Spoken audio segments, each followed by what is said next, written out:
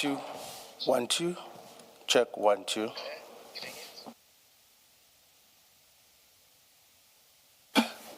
Check 1, 2, 1, 2.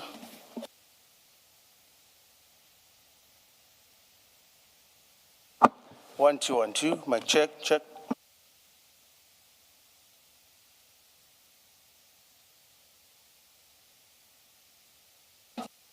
One, two, 1, 2. Check.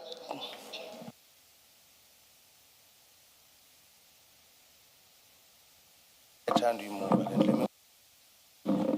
1, 2, 1, 2. Check. Movement.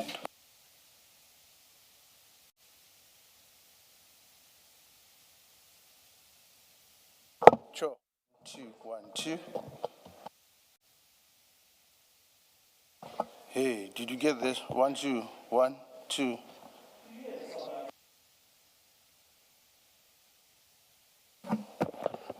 Check 1, 2. Mic check 1, 2. Hello, 1, 2, 1, 2.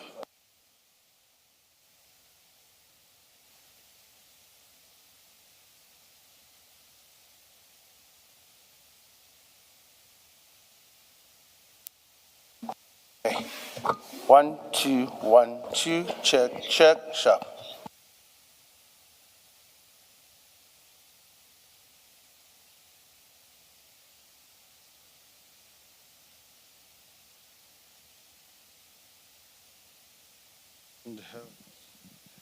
One, two.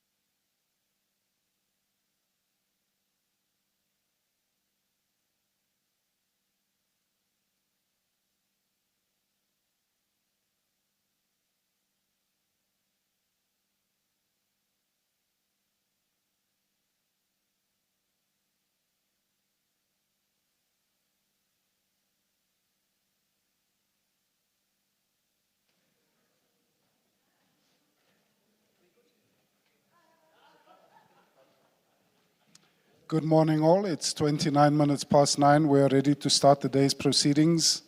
Please make sure that your cell phones are off, that they are quiet, on silent, whatever it takes to keep them quiet. Thanks.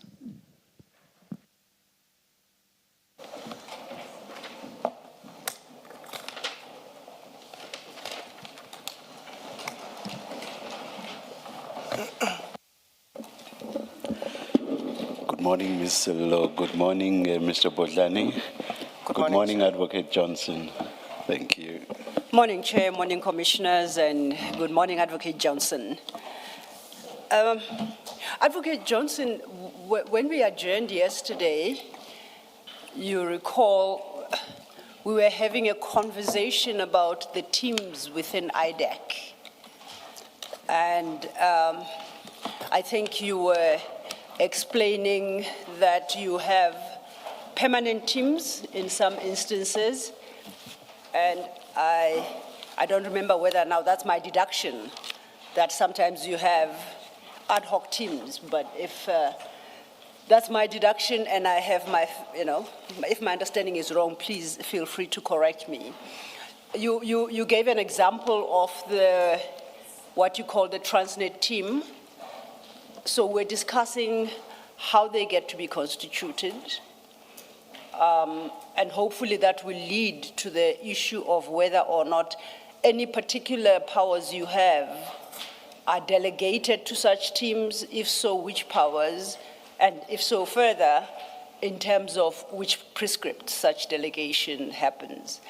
The idea, of course, being once you have taken us through the permanent teams, if you could cover the ad hoc teams and how those are constituted, when they are constituted. Of course, the idea being to eventually get to understand in the matter that we colloquially refer to as the Mokwele matter, where that team falls. Is it a permanent team or an ad hoc team? I'll leave it to you to clarify to the commissioners. Thank you.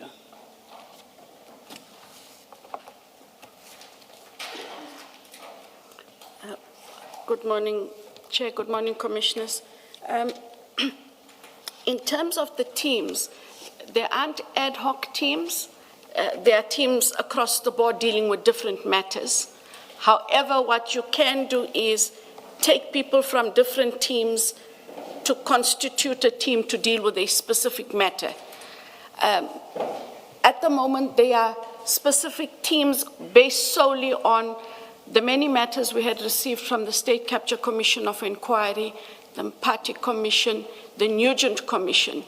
And so once a team became vested with a matter, all other matters related thereto invariably went to that team.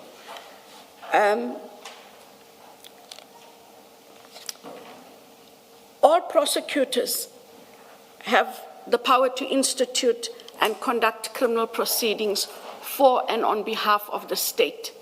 And so those powers find themselves in Section 20 of the NPA Act. And prosecutors are then so delegated to conduct, institute prosecutions and matters incidental thereto, Chair, as a result of them being prosecutors within the NPA. In terms of the investigative powers, the powers are derived from Sections 29 of the NPA Act, the NPA Amendment Act, which allows for the investigating director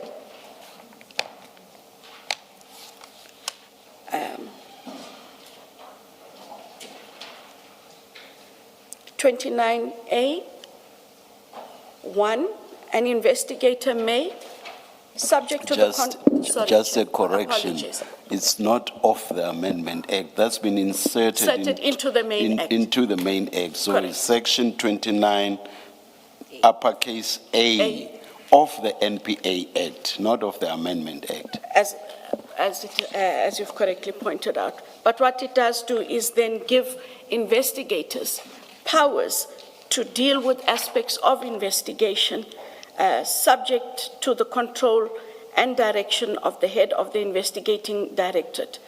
And so they exercise such powers and must perform such duties as are conferred or imposed upon him or her under the Act and or any other law, and must obey all lawful directions which he or she may receive from a person having authority to give such directions.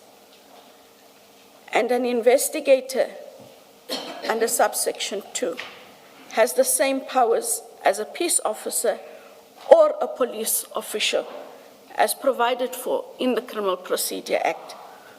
And they, therefore, in terms of that section, have the power to investigate offenses, the ascertainment of bodily features of an accused, powers of entry and search of premises, the seizure and disposal of articles, arrests, the execution of warrants, the attendance of an accused person in court, and the service or execution of any subpoena or summons.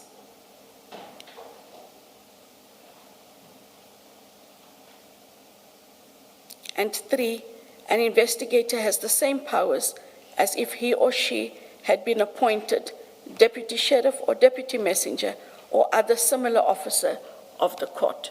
So they do derive their functions from the legislation and are therefore delegated to exercise prosecutions for prosecutors, investigations with the investigators. What we see from sub 1 is investigators exercise their powers subject to your control and direction. They're not free agents who go about making decisions, determining what to do in a manner or in circumstances where you have no say over what they do and how they exercise their powers. It's subject to your control and direction. That is correct. Yes. Thank you, Commissioner Balwe. Thank you, Advocate Johnson. While we are on this topic of teams, in the investigation conducted by IDEC that culminated in the arrest of General Kumalo and others, just so we can bed this one, what was the constitution of the team? Which team was responsible for that investigation and subsequent prosecution? And are you able to name the key members of that team, be they investigators or prosecutors? We learn, at least from Colonel Padiachi, that he was the lead investigator. So if you could assist us in populating the rest of the team and to indicate who was the leader of that team. I'd appreciate that. Thank you. So when the matter had initially come to IDEC, the matter was allocated to a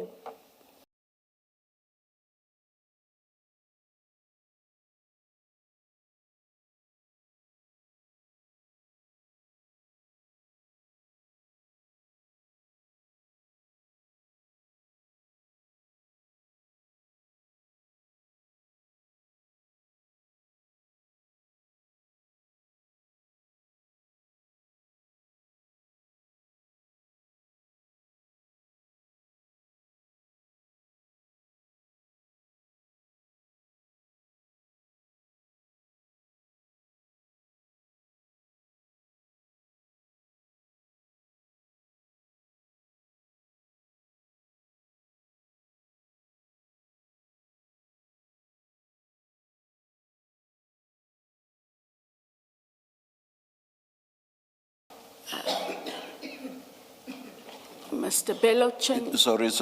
When you mention a name, please indicate what role they played. So Chief Perumal played what role?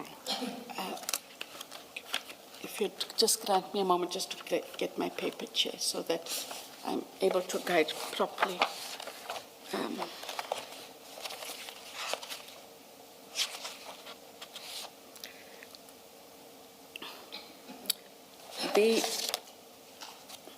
Mr. Perumal is a chief investigator and would have helped lead and coordinate the team of investigators, obviously under the leadership and guide of the prosecutors. We had Mr. Rapesu, who is also an investigator. We had Mr. Padeachi as an investigator. We had Mr. Vessels as the chief financial investigator. We had And between Mr. Rapeso and Colonel Padiachi was on the Mukwele matter, and Mr. Rapeso was on the Lushaba matter, or not? that is correct. All right. When they started, yes. Okay, But all right. that allocation gets determined amongst themselves on Yeah. who would lead which, but you designate the team to the investigation. No, I just want to get the facts. I Thank just you. want to get the facts. Yes. Sorry, and then we had Mr. Patem Lambu as an investigator. And in all the matters, we do have a project manager. And in this instance, the project manager was Mr. Klale. There was a deputy director as well. Sorry, apologies, Advocate Johnson. Did you say Tlale? Klale, Missed it. Okay. Thank you. T-L-A-L-E, Mr. Klale. Absolutely. And what role did is it Miss or Mr. Mlambo? Mr. role? Mlambo is an investigator. No, I heard that is but what I want to know is, basically, as I understand it, there's the Lushaba matter, there's the Mukwele matter, and I asked you whether between Mr. Rapeso and Colonel Perumal, one was investigating one of the two matters, and you said yes. So I want to know about Mr. Mlambo. Where did he fit in? Mr. Mlambo, as part of that team, would have dealt with whatever taskings they gave him, Okay. not necessarily only Lushaba and or only the Mokwele matter. Thank you. The team would have determined the taskings and who was best to deal with that investigative task. Thank you, that answers me, thank you. Any other role play? There was Advocate Manilal, who's Did you Chair. explain about Ms. or Mr. Klale? Project manager. Project manager. Okay, And- you have quite a structure there. And We- and we were then who hope- else after? And Mr. Manilal, who is, as I indicated yesterday, Chair, all the teams are led by deputy directors of public prosecutions, Yeah. and that would have been Mr. Manilal. At a stage when the matters first started, because Mr. Manilal was busy in court, I think with the Transnet matter, on a informal basis, we did have Advocate Peter Sarunye, who would accompany the prosecutors to court, so that if there was anything, he was able to engage the office and to indicate if there were any challenges. But the team, Is he also DPP? he's a DDPP, yes, ma'am. I just want to understand this. I've always understood DPPs to be attached to, not necessarily part of, but let me loosely say attached to a particular court. Like, for example, you would have a DPP for the Gauteng, in the sense of Pretoria High Court, then another one in Joburg, another one in Tata, and so on and so on. So when you talk about a DPP in this context, are you... Sorry, DDPP, Deputy Director. Also, sir. they are DPP. So Mr. Manila is a Deputy Director of Public Prosecutions. Yes, sir. Deputy. Now I understand. Thank you. I did not hear the deputy. Sorry. When you started, you mentioned the name of Bello Chan. You haven't mentioned him as you're listing now, the specific list. Is there a reason for that? I just want to check, Chair. I might have misspoke. I want to see the document in terms of the later.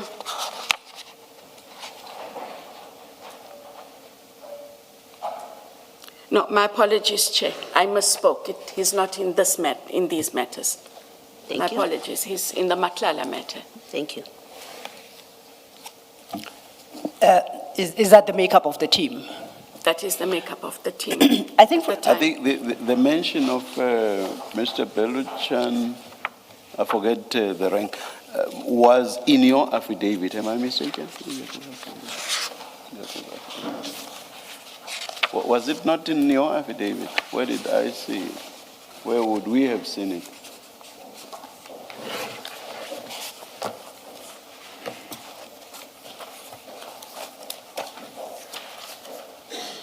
You don't remember? Oh, no, please look, please look. I'm asking because... The mention, Chair, is because he was the person who had gone to Otia to inform General Kumalo that there was a warrant of arrest. Oh, that was the context. That was the That was context. the context, in your affidavit? Yes. Okay, all right. But that he would have gone there must mean he was part of the team in some capacity. So when they execute arrests and or search and seizures, different people can form part of the execution teams. They must be put onto the application for the warrant of arrest or for the search warrant. It is there that he comes into play. There were other people as well that were involved that are not involved in the investigation. You can become for that specific purpose. Chair, I just wanted to indicate, if you'd allow me, the names that I gave you were the names of the team shortly after we had received the Section 27 referral and we had the preliminary investigation authorized. As the investigation progressed and just before the arrests, there was an application for a Section 28(1) full investigation in terms of the NPA Act. I would just like to check if other names were subsequently added so that the Commission has the full ambit of who all, other than these, were then involved in the matter.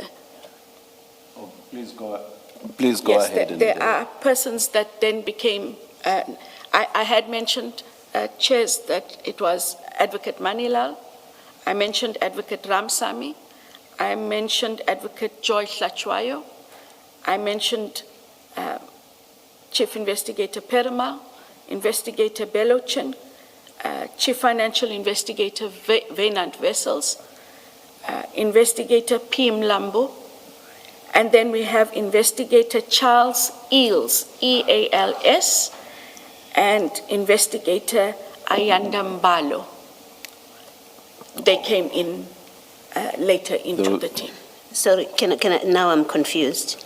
So Belochin did become part of the investigation team. He didn't just go to the airport to inform General Kumalo that there is a warrant for his arrest. No, he did not become part of this investigation team. He's not of the people designated to the... You've just included him in the post-Section 28(1) process. You say there was a Section 28(1) application for preliminary investigation. You Yes. say that.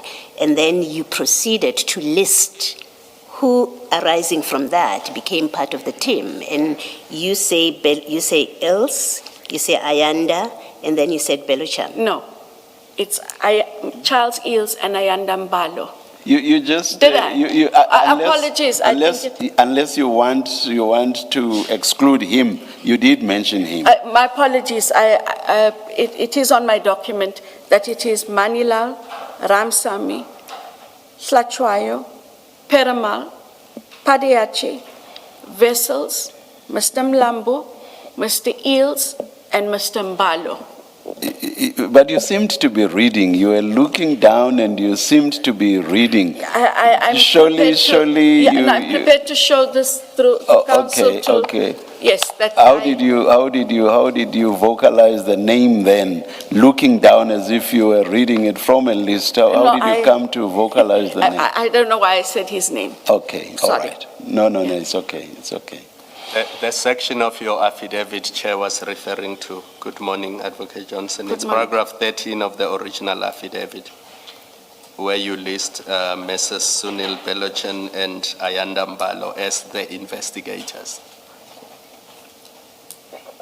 As the investigators who went to the airport and would have been authorized in terms of the warrant for execution. But That- why do you that is call them him. investigators if all they are doing is execute the warrant? Because that is their designation, Chair. But their role is that of investigators, Yes. their normal role. Yes, investigators executing a warrant of arrest. Okay. Thank you.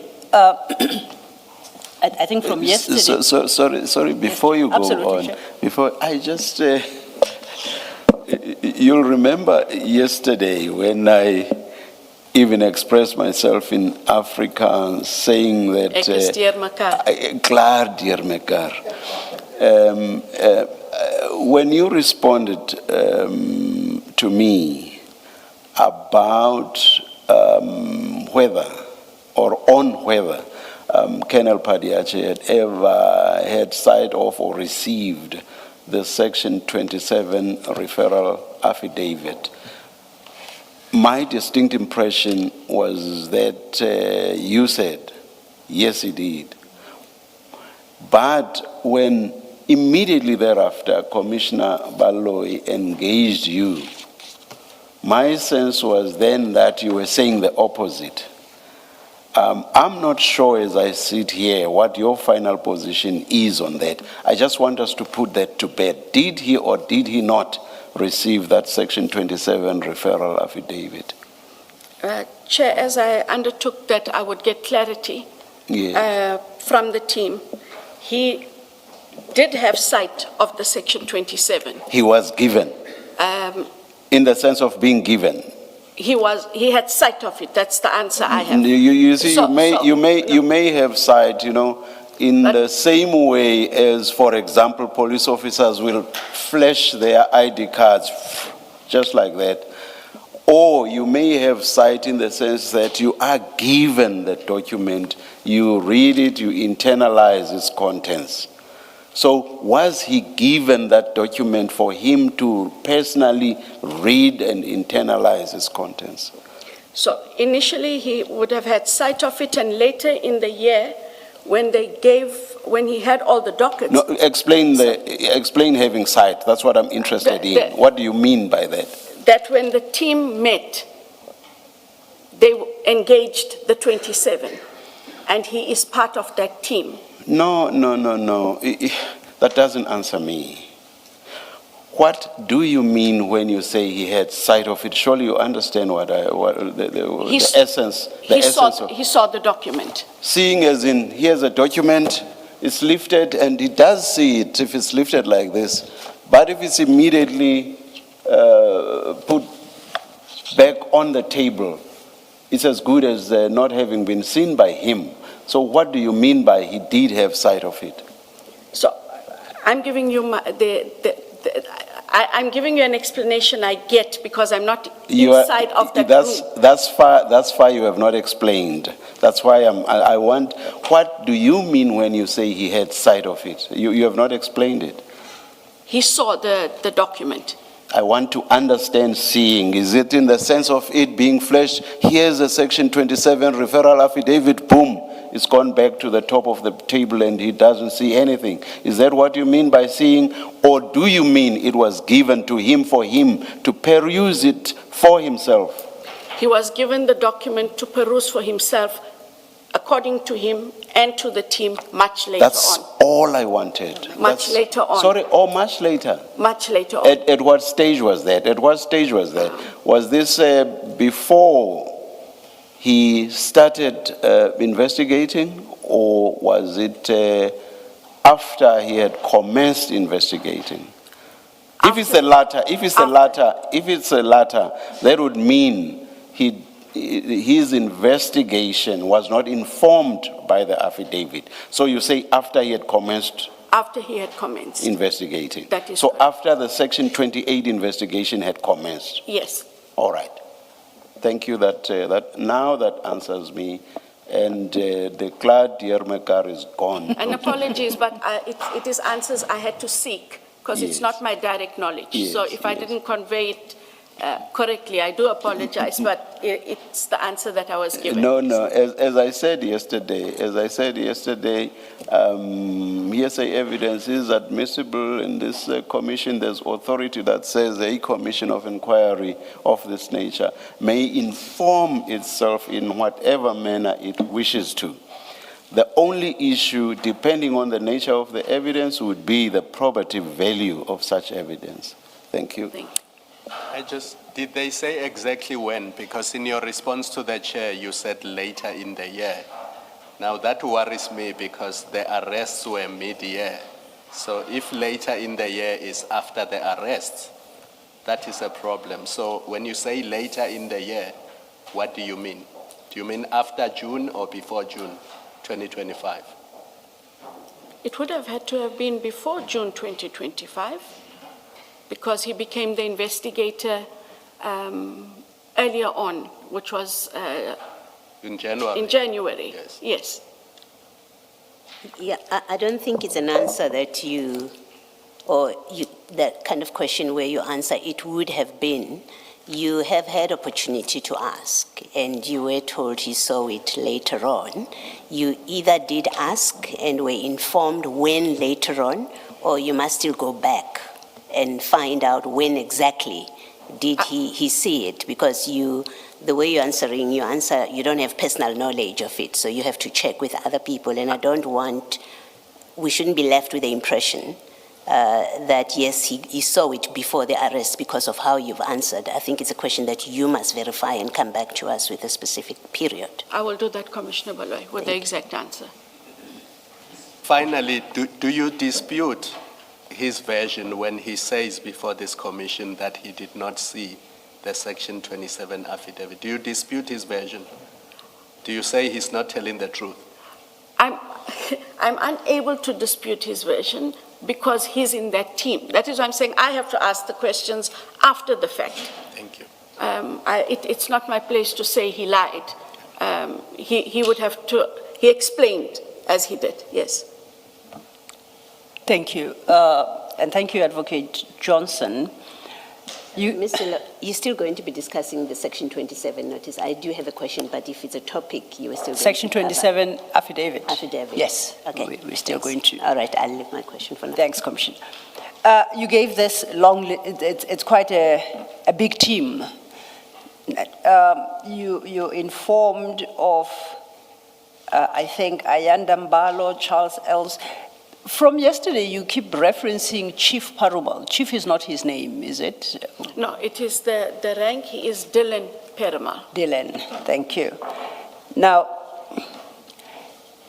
you now have, as I understand, a group of prosecutors. Well, the prosecutors, there are two, and then a group of investigators. Who leads then this entire team?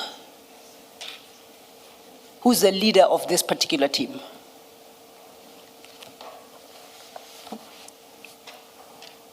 It is the Deputy Director of Public Prosecutions who leads the team.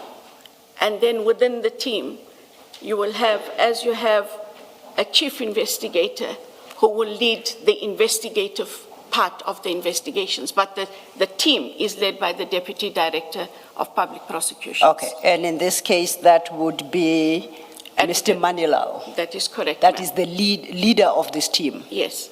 not Chief Perumal. No. Because I understood Colonel Padiache to refer to Chief Perumal as the leader of the team. Was he perhaps wrong in your understanding? Not wrong. I think as an investigator, having the chief criminal investigator in the team, they look to him as the leader of the investigations. They almost invariably engage with him in terms of the taskings and the activities, reporting back and getting guidance. The everyday investigative functions would be dealt with by the chief criminal investigator or a senior investigator, as is the case in other teams as well. So then what's the role of the leader of the team? What is Mr. Manilal's role as leader?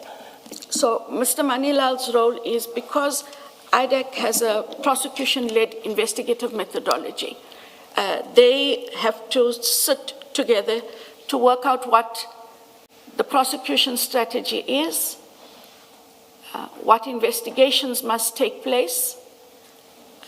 They look at the resources that may be required, and so what his role is to coordinate and direct the evidence that will be, investigation that must be undertaken for the evidence to be collected and the relevant evidence that would be required. And then there's that constant to and fro as things come in, perhaps to look at the legal prescripts. Have they been met? Are there things that are outstanding? And that is the guidance, et cetera, within the team, both of the prosecutors and investigators. So then, in this team led by Mr. Manilal, who gets to decide whether the Section 27 referral is distributed to members of the team? Who makes that decision?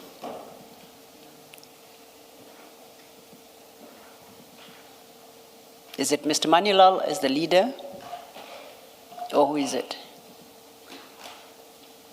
Ordinarily, it should be the team leader, which is Mr. Manilal, but it would depend on who had the document at the time.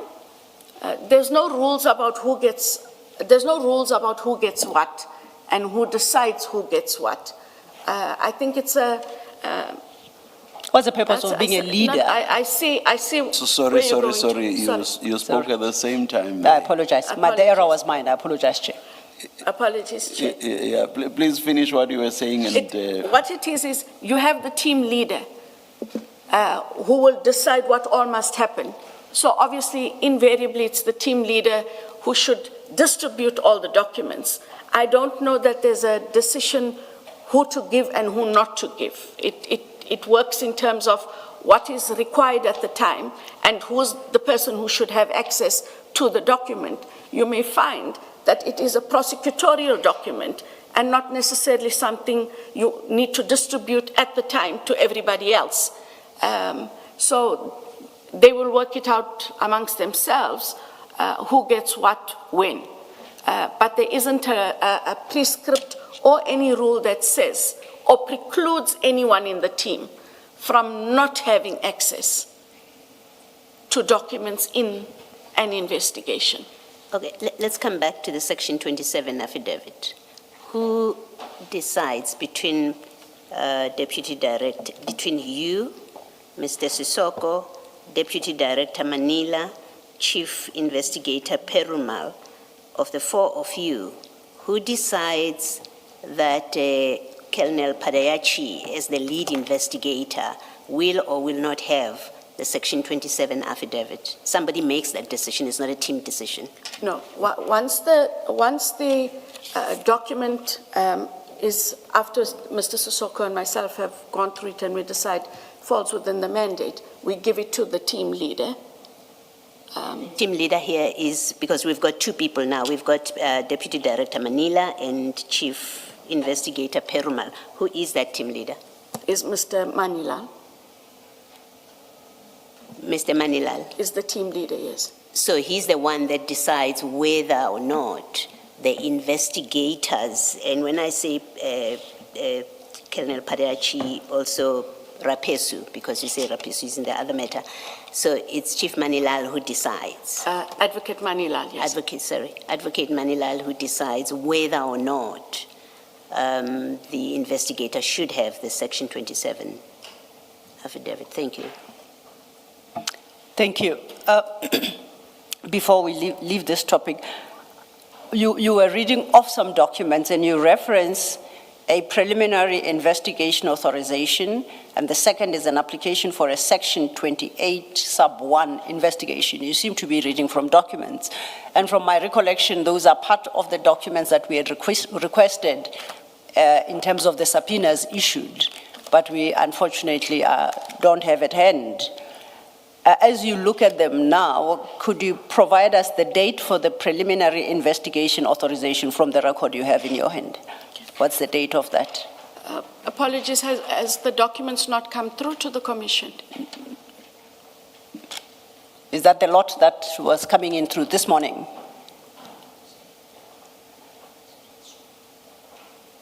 If it was coming in through this morning, it has to make its way through the system, so it will eventually get here. That's fine. Mr. Botlani, are you able to assist on this? Yes, Chair, I am. As I understand it, it is part of the documents that were made available this morning. It may very well be that it is yet to find its way to my colleague, but as she says, there is a system, and maybe it has bottlenecks here and there, but it's part of those documents, yes. Thank you, thank you. Thank you, Chair. Then we shall be sorted latest by T. They'll be printing. But in the interim, can you give me the date for the preliminary investigation authorization? 6 December Yes. 2024. And for the application for a Section 28(1) investigation? Would have been 30 May 2025. 25. Thank you. This detail and this structure helps. Now, we've been talking a lot about the Section 27 referral in the Mukwele matter. This is in file 2, page 512, it's CJC 373.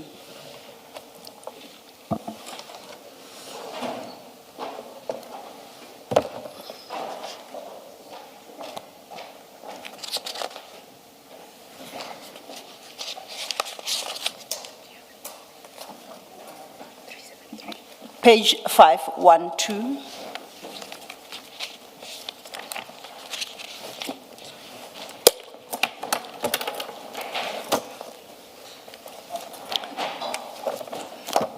I need you to keep open that file for the moment. There is another document I would like us to have at hand. It's from General Mkwanazi's annexures, MK 1616.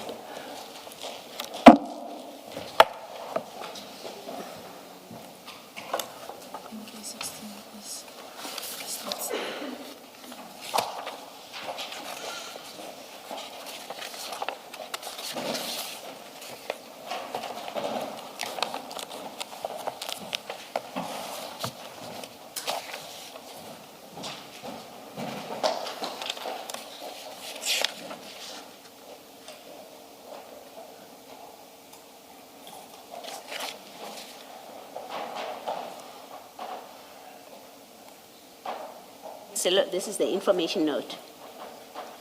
MK 1616. It's a letter from the Office of the Minister of Police. Yes, sorry, I was in the wrong tab. Okay, thanks.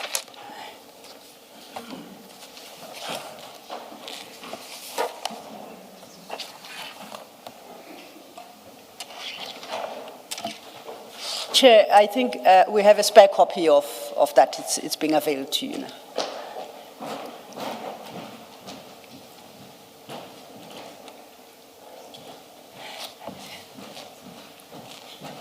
MK16 would start at page, paginated 310 in that bundle. Thank you.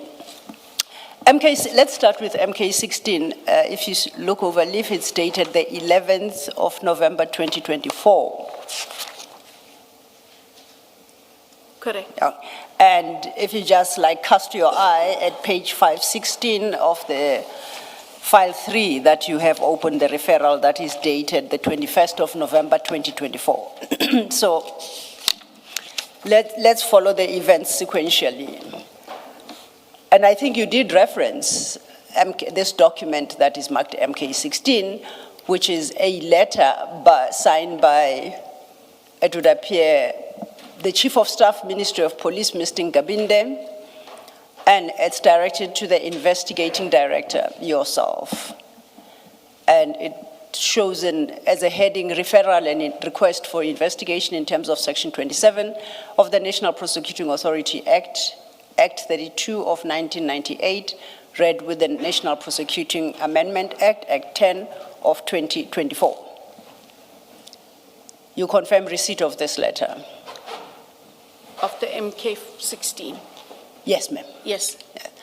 And this letter purported to refer to your office, complaint by Mr. Adams, a member of parliament, and concludes overleaf with the following statement: Honorable Fadil Adams was advised by this office to await your decision in this regard. You see that? I see that. Now, kindly inform the commissioners what you did upon receipt of this letter.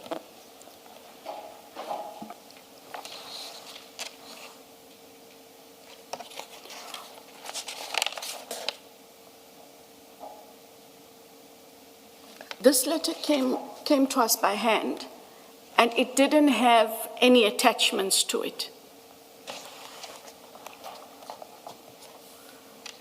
I looked to see if we did even reply to it. I can see the letter come in, but we don't have a response to the ministry acknowledging receipt of this letter.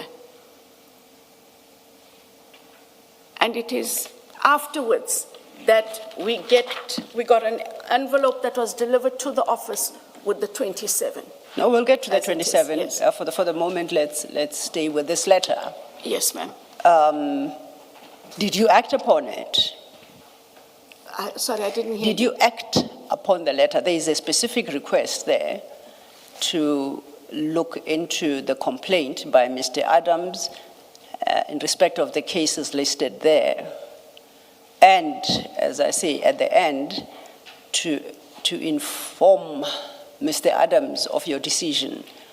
Mr. Ngabinde says, Honorable Fadil Adams was advised by this office to await your decision in this regard. So I want to know, upon receipt of this letter, what steps did you then take? You have clarified that you cannot find a response to this letter, nor an acknowledgement of receipt. And could not act on this letter because there were no attachments to it. No, what you're being asked is that last paragraph says, Honorable Adams was advised by this office to await your decision in this regard.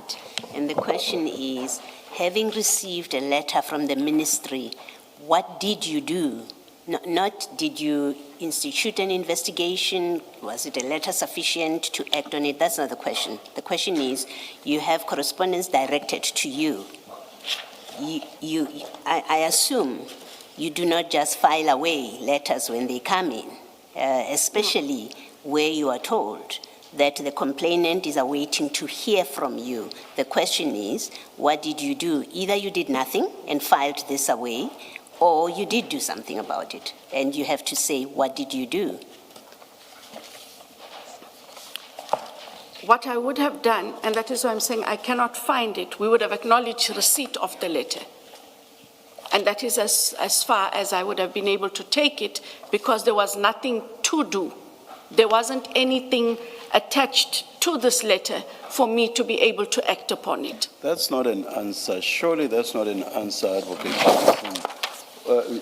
You cannot just acknowledge receipt and then keep quiet. How will the ministry know what your issue or problem is? Why not raise it with the ministry that I'm not able to do anything with this because, as you put it, there are no annexures to your letter? Why do you just acknowledge and then fold your arms and do nothing? That escapes me. Not do nothing. You've just told us, that's far, sorry. Thus far, you've basically told us that you did nothing. All you did was to acknowledge receipt of the letter. Yes. What did you do then if you did do something? What did you do? I honestly cannot remember. I have to cast my mind back to, in the acknowledgement of the receipt of the letter, I speak under correction. I'm not sure that I asked and indicated that there was nothing attached to this letter, because a few days later, by way of envelope, we get the section 27. He would have been told to file a Section 27. I mean, he didn't make it up. He didn't wake up one morning thinking, oops, I have to put in a Section 27 affidavit. So someone would have advised him to file that. That's why it's important to know, what did you do? What did you say in that acknowledgement of this letter? You must have said something before we get to you then received an envelope.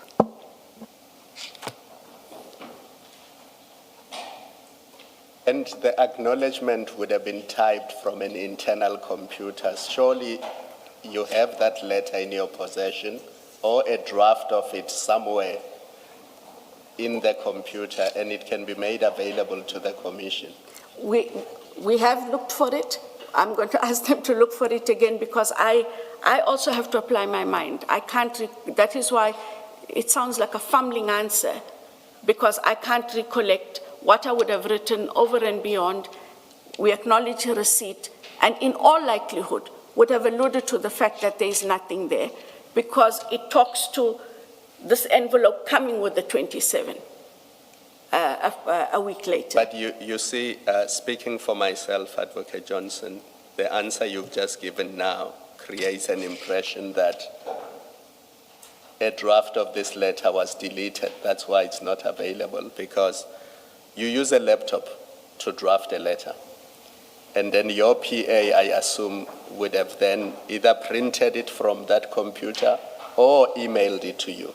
And if you are happy with it, you would have appended your signature and it would have gone to the minister's office.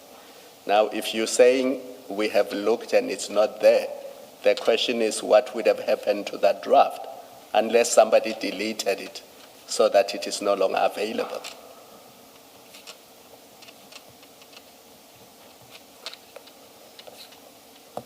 And maybe to correct what you've said, this letter doesn't say, here's a copy of an affidavit. It says a copy of a written correspondence addressed to the minister.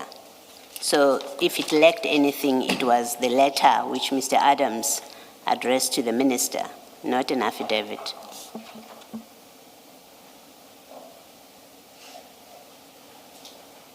You still have, you're not on suspension. You have your laptop. You are able to check this and give us a copy of your response, right?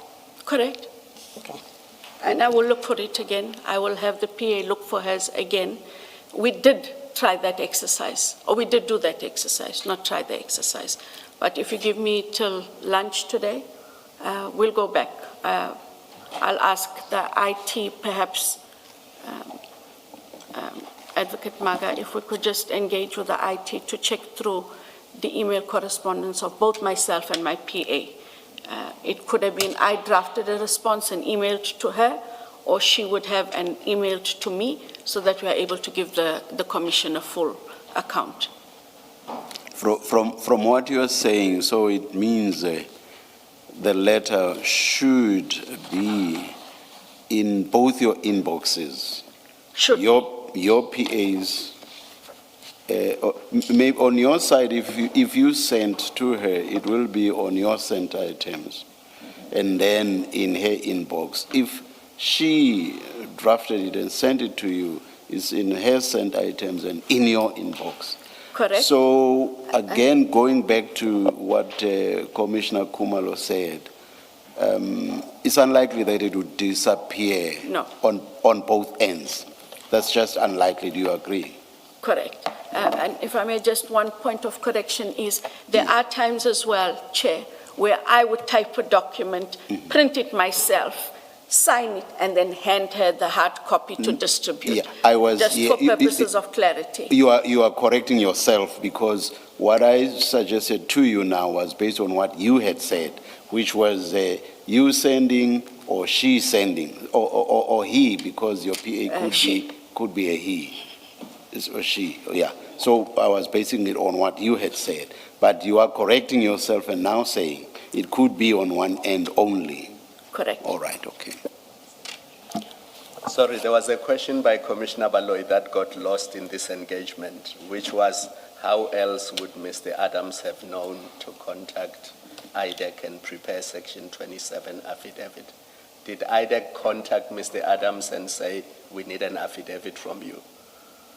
Because this is 13 days later, so the minister's letter is the 11th of November. On the 21st, so it's about 11 days, 10 days. Mr. Adams then has this affidavit. I don't know how it gets to IDEC, but how did Mr. Adams know that he must do a Section 27 affidavit for IDEC? Mr. Adams would have had to be contacted by IDEC. Following upon receipt of this letter, IDEC contacted Mr. Adams. IDEC could have had to have contacted him, yes. Who did that? Who contacted Mr. Adams? In this instance,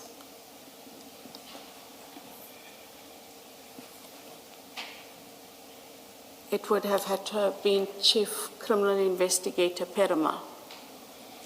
Do you know for a fact or don't you? I did, that's why I say it would have, in all likelihood, would have been Chief Investigator So Perama. you don't know for a fact? I don't know for a fact. But why do you think him? Because later on, the engagements with Mr. Adams were with Mr. Peramal and the other investigators. We would not have then sent people that have not already engaged with him. Sorry, Ms. Law, Indeed, Chair. No. it was your question we took over. So No, back to- it's following, these are follow-up questions to the question I had asked, so Yes, it's very, they flow from the question, I'm happy. Yes. Please, Please Chair. go ahead, please go Thank ahead. Can I ask on the back of that, your response, the way that I've understood your description of how your processes work, it's you get a Section 27, you then discuss it with, you take a view, you then discuss it with Mr. Sissoko, you give it to him to then take his own view, the two of you agree something, and after you've agreed that there is an offense in this referral, you then refer it to the team, right? That referral to the team, who in particular does it go to from you and Mr. Sissoko? Who does it go to? When you say we then refer it to a team? The office would usually call the project manager to hand over the document, and then it goes then into the team for the deputy and all of them to work through the document. So is Mr. Tlale a forever standing project manager? At that point, it's you and Mr. Sissoko. When does a project manager get appointed to be responsible for this now? It depends which team you're sending it to. They have standing project managers. So there was already a team to which you referred yours, and I'm going to call you the intake committee for now until you have that discussion with Ms. Silva and the rest of us. But for purpose of our discussion, you are the intake committee. You've made a decision.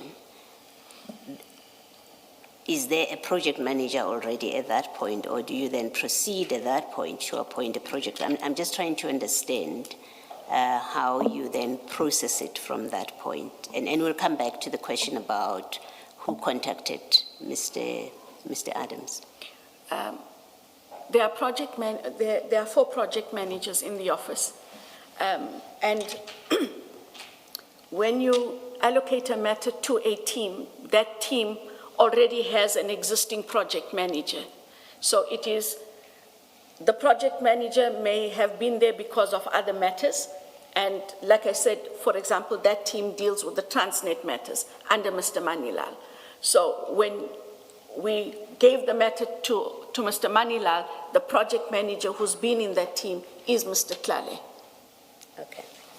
Now, if Chief Perumal is the one that contacts Mr. Adams following this letter, where does he get that from? This is Chief Perumal. Where does he get it from that he must contact a member of Parliament, Adams? Because at this point, there's no Section 27 yet that has come in. So that process of you and Mr. Sissoko hasn't yet happened. nothing has yet been referred to a team or to a project manager and team, how does Chief Perumal come into it? After you've received MK16?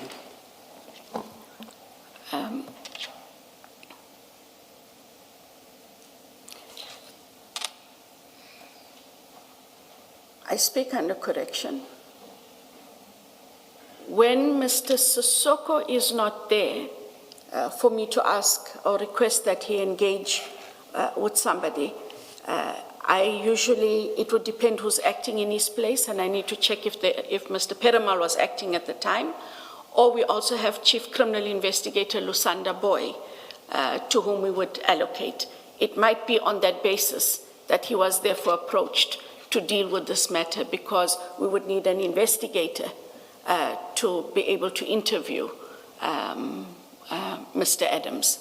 So for Chief Perumal to have been the one, of Mr. Boy for that matter, whoever you have appointed, but for now you say you think it must have been Chief Perumal, for him to contact Mr. Adams following you receiving this letter, because at that point that's all you have, Yes.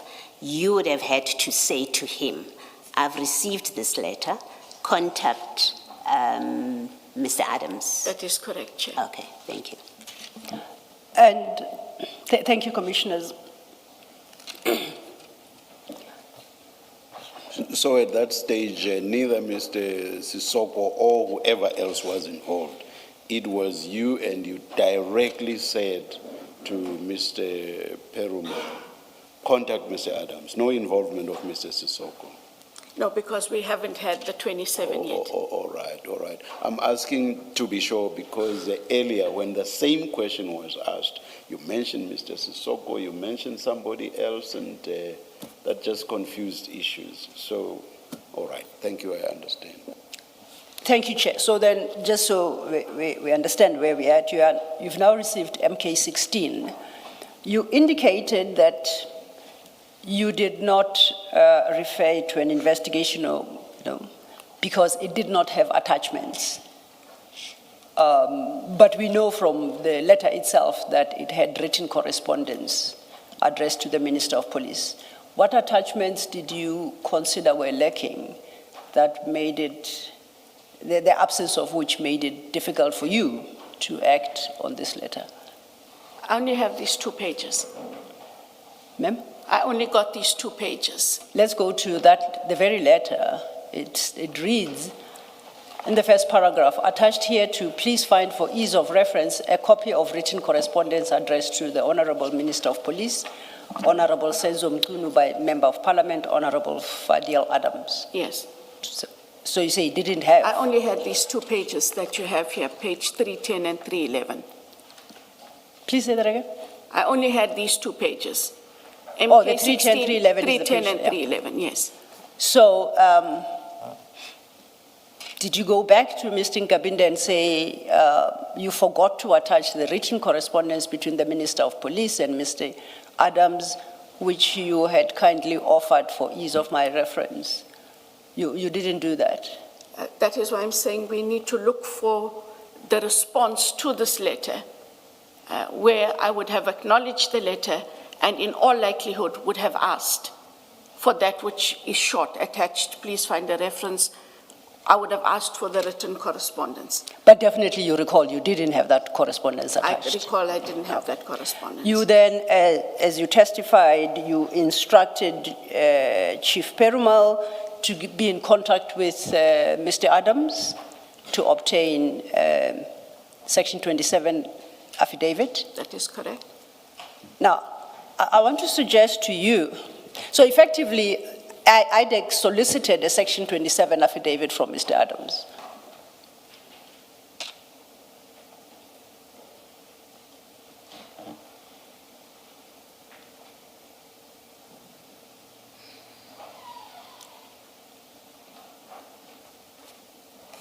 Let me tell you now,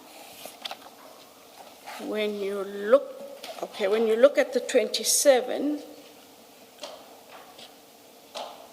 we didn't take the 27. They would have contacted him, and I guess this is what we got. I speak under correction.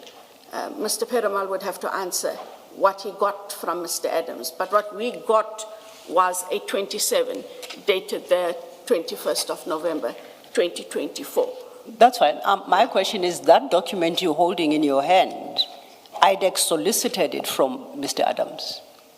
You received a letter from the minister. You then directed Mr. Perumal to act on that and contact Mr. Adams and Ask him for his- ask him. So you solicited a Section 27 affidavit from a would-be complainant. I don't agree with the solicited. Ma'am? I don't agree with solicited. We would have asked him. Because, you see, I'm going into the detail that's not mine and not in my head, and I don't want to It's sound like yours, it's yours, Advocate Johnson. You are the one who gave an instruction to Chief Perumal to contact Mr. Adams. So Ms. Sillo's question relates to that. That has nothing to do. Mr. Perumal would then have been the actor on your instruction. That's where the question is. It has nothing to do with what Mr. Perumal then did down the line. So please Understood. do not deflect the question and refer to what Mr. Perumal would have done or not done. Can you please respond to the question? then we would have obtained the statement. At your instance, that's the substance of the question. That is That's, correct. that's what Ms. Sillo means when she says to you, so you solicited the affidavit, because what came out of your instruction that please contact Mr. Adams was the submission of the Section 27 affidavit. So it's on that basis that Ms. Sillo is suggesting to you, you solicited that affidavit. Do you now agree? I agree. As you sit here today, is that appropriate of IDEC to be soliciting complaints from members of the public on the basis of which then IDEC initiates investigations? No, we're not supposed to solicit. And that is why I'm saying I tell Mr. Perumal to engage Mr. Adams. I don't know if this was a prepared affidavit already. It was to say to him, we received a letter from the minister. We are engaging you. So whether this was already prepared or not, at the time, we got this affidavit.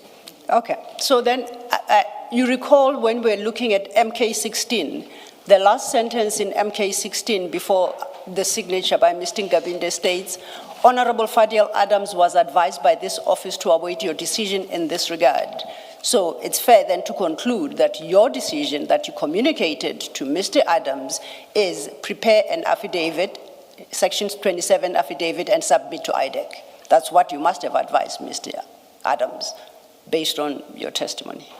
That is what the advice would have been. Okay.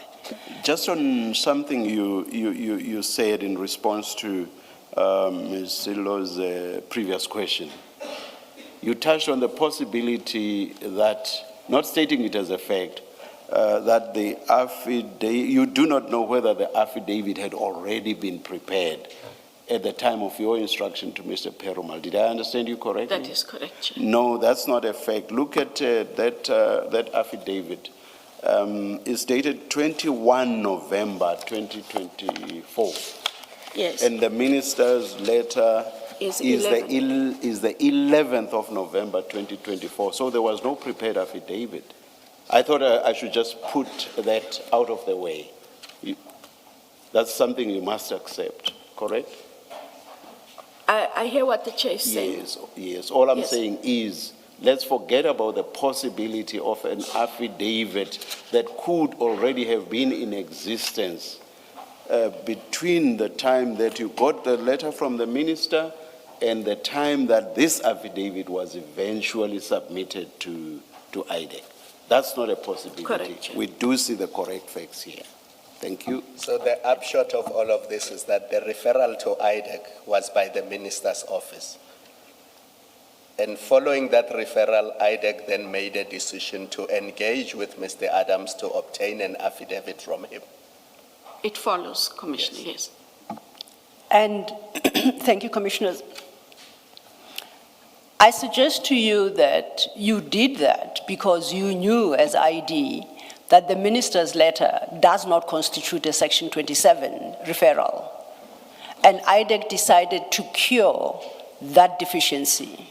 If we look at Section 27, it says the complaint must be on affidavit. So you knew that the minister's letter would not be sufficient to trigger your mandate. And you sought to cure that shortcoming.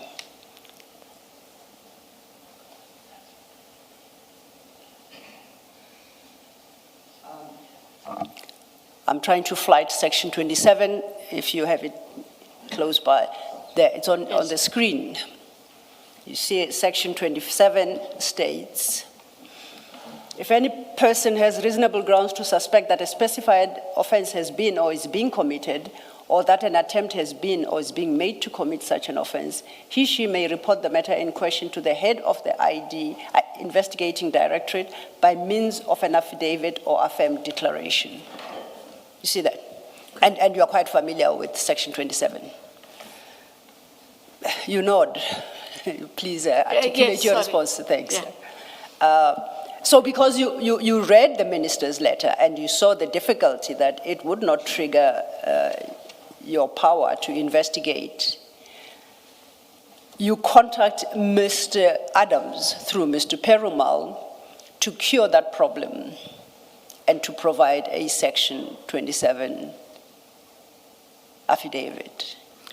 Yes, as the minister refers, referral and request for investigation in terms of Section 27, but there isn't a Section 27 there. And so, by virtue of what you're saying, we had to go ahead then and get a Section 27. Why? Because there is no 27 that is referred to us through that letter. Please go to MK 15 and look at the correspondence that I understand that you received attached to the letter by Mr. Nkabinde. And MK 15, I would like to refer you to page 28. Let's start at 282, but then in particular, I would like us to have regard to 283 and 284. From our records, we are aware of an email to the minister at the bottom, starting at the bottom of page 283 of MK15. And from Mr. Adams, if you look over leaf at 284, and in that email, having stated what his issues are at 5, he states, I urgently and humbly ask for the minister to intervene and ensure the integrity of investigative process is maintained to ensure a fair and just outcome. You see that? Do you see where I'm reading? Yes. And then if we go back to 283, then we see communication from Mr. Nkabinde to Major General Sebola, referring this complaint and requesting that a report be filed with the minister or the minister's office by Monday, the 4th of November. Now, if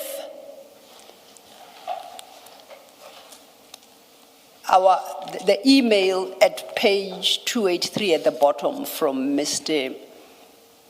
Adams reflects a complaint as reflected in sub 2 at the bottom of the page. He said to Minister of Police 1, I have opened cases, you see that? Correct. And if we go to 2, he says, I was told that the dockets were intercepted. And then in his quest for justice, he says he would travel to Gauteng to open dockets. However, I've also been notified that the Gauteng Police Department has followed the same modus operandi as the Western Cape and is interfering in the investigative process. I urgently and humbly ask for the minister to intervene and ensure the integrity of the investigative process is maintained to ensure a fair and just outcome. So, my understanding of this email is what Mr. Adams wanted was that the investigative process of the cases, the dockets he had opened, the integrity of that process be maintained. Correct? You understand, you have the same understanding as well. Now, assuming for a moment that this is the communication that was attached to MK16, the letter addressed to you,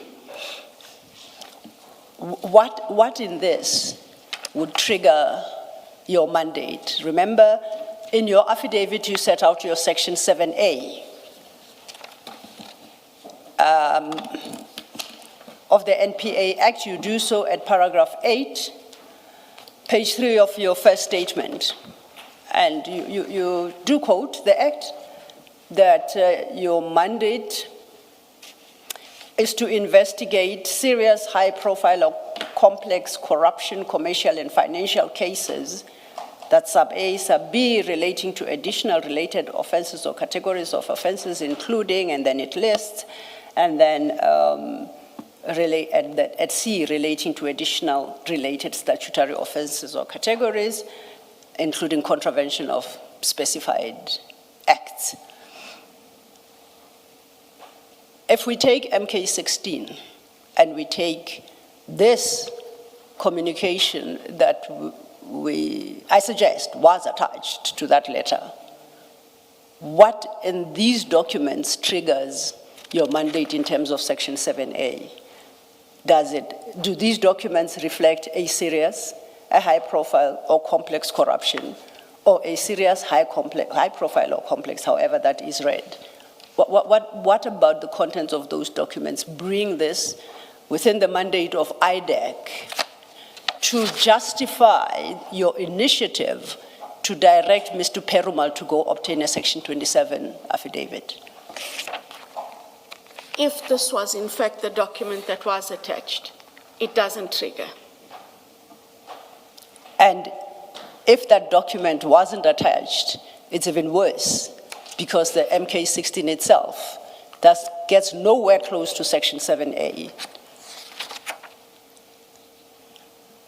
on its own without this communication. There's the two possibilities. If Yes, this was attached, the only time that it would have triggered anything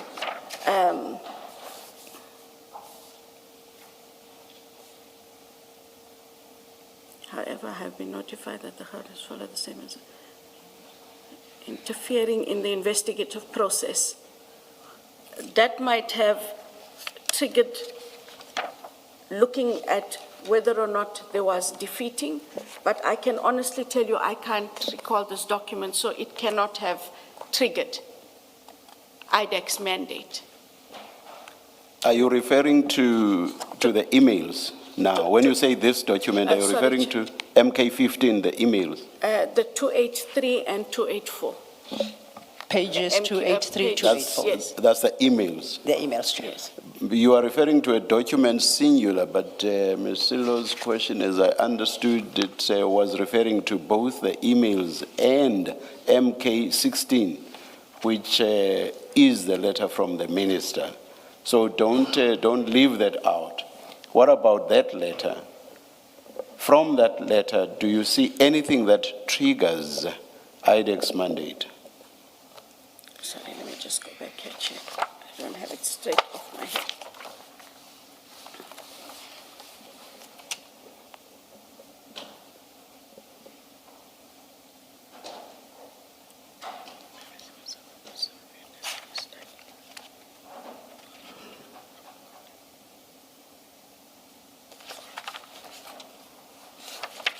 Chair, if that was attached, and when you look at paragraph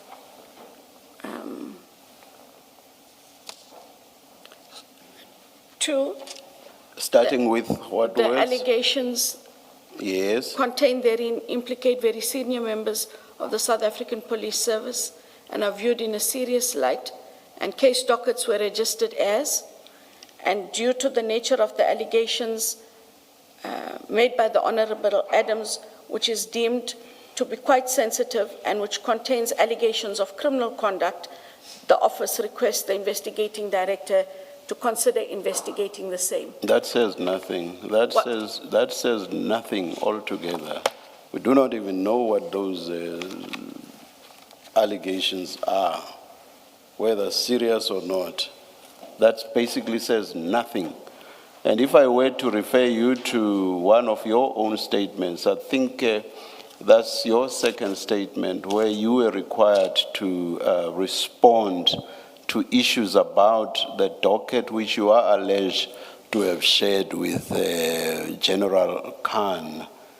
You had, in respect of that issue, the ability to say this is vague. It doesn't say when, it doesn't say by whom, it doesn't say, and you went on and on to demonstrate that it was vague. That same thought process by you ought to have applied here as well. There are so many whys, how, by whom, when, about what exactly. There are so many of those. If you are able to apply that thought of process or that kind of reasoning, why did you not apply it here? It's on that basis that I say this says nothing at all.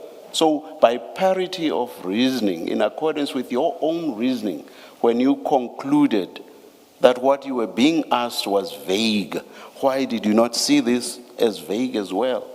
It says nothing, I suggest to you. Do you agree or not? It may say nothing in there, it refers to the dockets. So you are happy that it says nothing. It doesn't make out any allegations. Exactly, yes. exactly. Now, go to section 32 of the NPA Act. And please tell me when you are there. 32.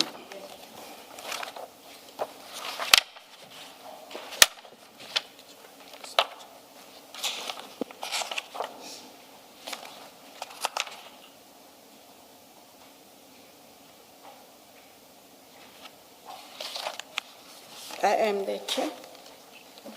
Do you see that in subsection 1, that is section 32(1), there it's stated how you are to carry out your functions, and that is amongst others without fear, favor, or prejudice. And what I want to emphasize here is without fear.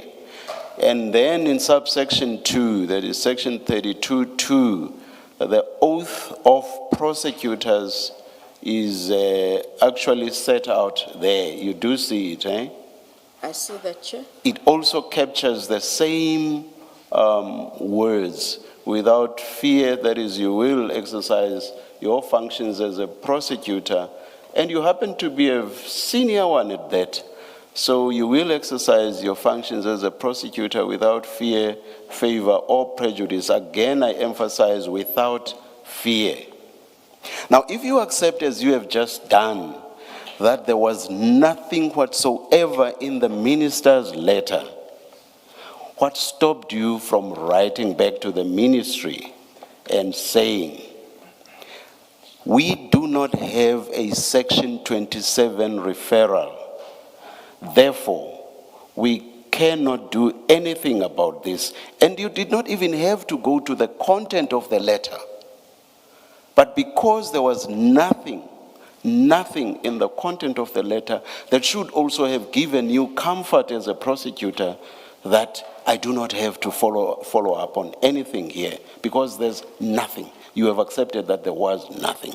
Why did you not write back to the minister and say, in the absence of a Section 27 referral, we as IDEC cannot do anything, so that it would then have been the ministry that saw to it that a Section 27 referral was placed before IDEC? Why did you not write such a letter? Were you fearful of the minister? Not at all, and that is. Why then did you not write such a That is why I letter? said, Chair, Sorry, you Sorry. spoke over me. Why then did you not write such a letter?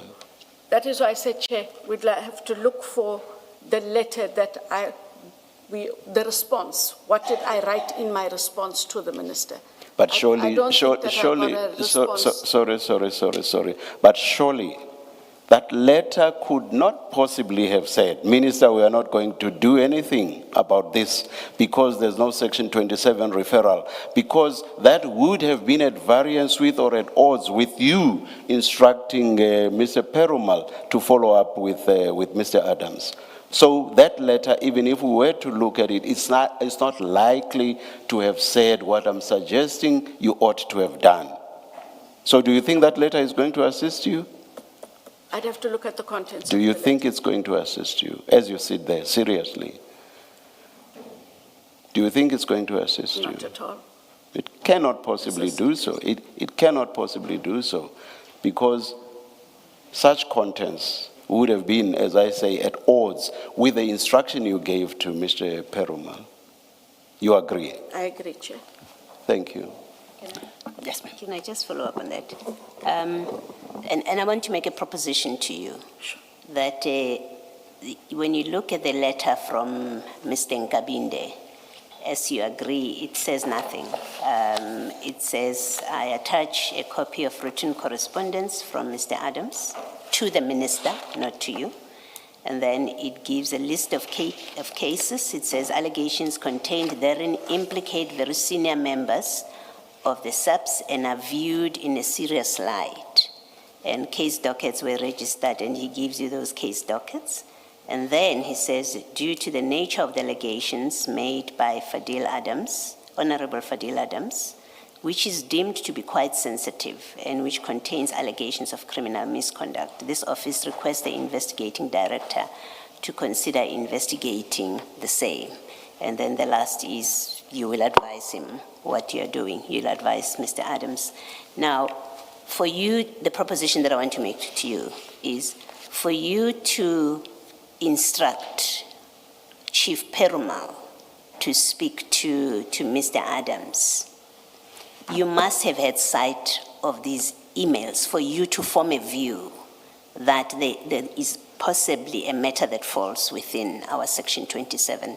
You must have looked at MK 15 to 82. Otherwise, your decision doesn't make sense. That just on MK 16, you say to Mr. Perumal, speak to Mr. Adams.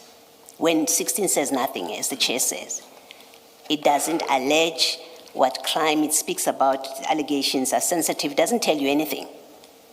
So you don't know whether they're talking about theft of a notebook on MK 16. Could have been anything. So it cannot be. And I would be surprised if you acted on MK 16 to say to Mr. Perumal, speak to Mr. Adams, so that we can get an affidavit from him. That conduct of yours to say to Mr. Perumal, to Chief Perumal, speak to Mr. Adams, makes sense only if you've seen these emails and you've seen that there are allegations of interception of dockets. As you were starting to say that the email seems to speak to corruption of sorts, you have to have seen this. That's my proposition to you, that you must have seen these emails by the time or before you spoke to Perumal, and that's what informed you saying to Mr. Perumal, speak to Mr. Adams. What do you say to that? I can't disagree with you, Commissioner Baloy. Thank you. Sorry, let me just follow up on a response you gave when I engaged you. So in the end, you accepted that you could not possibly have written a letter to the minister saying there's nothing we can do in the absence of a Section 27 referral. So you accepted your letter could not possibly have said that. I asked you, did you act in the manner in which you did because you were fearful of the minister? And I thought your response was in the negative. correct? Correct. If you were not fearful of the minister, why then did you act?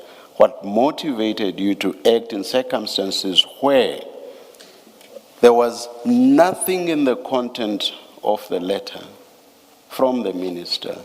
You were not fearful of the minister, as you suggest, but you still went ahead regardless and gave the instruction that you gave to Mr. Perumal. What motivated you? What was the motive behind your action? If it was not fear of the minister, what then was the motive for you to act in the manner in which you did? Is to follow up on, is there a Section 27? Is that all you asked Mr. Perumal to do? That is all, because there's a reference to a Section 27. There is no Section 27. Mr. Perumal to contact Mr. Adams to find out if there's a 27 or to get a 27. Did you say this before, or are you saying it for the first time? If you did say it, I may have not heard you. What I'm referring to as to whether you are mentioning it for the first time now is whether your instruction to Mr. Perumal was for him to find out if there was a Section 27 referral. Did you say that before? No, Chair, I didn't say that before. You are saying it for the first time now. I would have expected you to say that much, much earlier, but I will leave it at that. I'm reading again. Sorry? Sorry, I was reading again and going through what it asked. Okay, thank you. Thank you, Chair. Advocate Johnson, sorry, one last one. Do you see that as far as the minister is concerned, his letter was the Section 27 referral? Because if you look at the heading, they say referral and request for investigation in terms of Section 27. So as far as the minister was concerned, this is the Section 27. So the appropriate answer from you would have been, this does not comply with Section 27. That's the end of the story. In fact, to add to that, nothing in this letter leads you to Mr. Adams. As Commissioner Khumalo says, it is the ministry that is referring and purporting to refer in terms of Section 27. And if you were going to ask for a Section 27 affidavit, it is from Mr. Nkabinde that you ask for, because he's the one that's purporting to refer. It doesn't direct you to Mr. Adams. The complaint has been laid with them, and Nkabinde says, I'm lodging a Section 27 complaint. And you have no business, at least on the basis of this letter, to go to Mr. Adams for a Section 27 affidavit. You go to Mr. Nkabinde for a Section 27 affidavit. You say to him, this is not a proper referral. If you want us to investigate in terms of Section 27, as Commissioner Khumalo says, give us an affidavit. I read it differently, Commissioner Baloyi. How do you read it differently? It says referral and request for investigation in terms of Section 27. And he does make reference to the Honorable Fadil Adams. We don't have anything from Fadil Adams. And so the request to Perumal to get a Section 27 from Fadil Adams is based on the referral and request for investigation in terms of Section 27. Mr. Nkabinde is asking you to investigate. Mr. Adams is not asking you to investigate. He has not communicated with you. He hasn't. Even on the version which you, on the proposition that I made to you, that you must have seen the emails that he sent to the minister, even on that, he's not directing anything to you. It is Mr. Nkabinde. He raises his complaint with the minister. That's what he does. Yes. The minister's chief of staff lodges with you a complaint, and he calls it a Section 27 complaint. The only reference he makes to Mr. Adams is to say, we've received The minister has received a complaint from Mr. Adams. Please investigate. And I refer this to you in terms of section 27. So the person that must give you the affidavit is Mr. Nkabinde, and it's not apparent why you thought that this is a complaint to IDEC from Mr. Adams, because it's not a complaint from Mr. Adams to IDEC. At this point, it's not. I see where you're going to, Commissioner Bala. It's like this, But Advocate no, Johnson. sorry. I haven't- Do you agree? Do you agree? I agree with her interpretation, yes. Thank you. It's like this. So Mr. Adams writes to the minister's office. He's unhappy about the 4 dockets, and he asks the minister's office to intervene. So the minister's office has at least 3 choices. One is the inspectorate, the other one is IPID, and the other one is IDEC. So they have those 3. So far you are with me. You agree? I agree. Based on the nature of the allegations, as vague as they are, they have those 3 options. The minister's office then picks one, and they say, we pick IDEC. And we will do a referral to IDEC in terms of section 27 of the NPA Act. It's not Mr. Adams who says, I choose IDEC. It is the minister's office, based on what we see in this letter. Do you agree so far? I agree so far. Yes. And they say, as far as the minister's office is concerned, the allegations in the correspondence by Mr. Adams, they regard them as quite sensitive. That's the minister's office. And they contain allegations of criminal misconduct. That's the minister's office. They then say, this office, that is the minister's office, this office requests Advocate Johnson to consider investigating the matter. That's the last paragraph on 310. So do you see that it refers to this office being the minister's office? Do you see that? I see that. And it is the minister's office that is asking IDEC to investigate. Correct. Yes. So the request is by the minister's office. And they say Adams was advised to await Advocate Johnson's decision. A decision on the request by the minister's office. Yes. Do you accept that? Yes. Thank you, Commissioners. If I could just add, and what the Minister's Office requested IDEC to investigate is the alleged interception of the dockets. That's it. Not the allegations set out in the respective dockets. That was never the request to you. Do you accept that? I accept that. So if you understood the request to be an investigation into the alleged interception and interference of dockets opened by Mr. Adams, that surely should have been the confines of your investigation. Whether or not dockets were opened and intercepted, whether there has been interference with the dockets, regardless of the content of the dockets. Because otherwise you would have been investigating what you were not requested to investigate. Would you accept that your investigation would have been that narrow, would be looking into the interception only? In terms of this letter, yes. Yes. So we then, if we look at the emails at 283 and 284, that is consistent with what Mr. Adams complains about in his emails to the minister. It is the interception. After tea, perhaps you will shed light on having solicited the Section 27 affidavit as IDEC did. How do we end up with claims of Kumalo Lushaba Madondo siphoning money from the secret account fund with cover-ups of General Lushaba's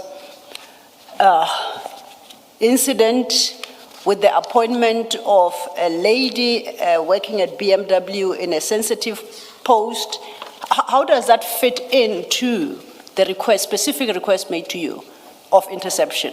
Why is Mr. Adams's affidavit not confined specifically to the complaint he had laid with the minister?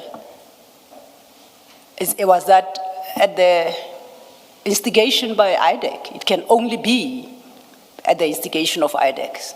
So there is Mr. Adams' complaint of interference, and then there seemingly is a parallel investigation attached to that complaint initiated by IDEC. Is that where we are at? I'm going to come back to you after tea because I'd have to speak to Mr. Perumal about what he spoke to Mr. Adams about and how we arrived at this. No. You will come back. At that point, perhaps let's take the adjournment Okay. and come back at 11:35. Thank you, Let's Chair. adjourn.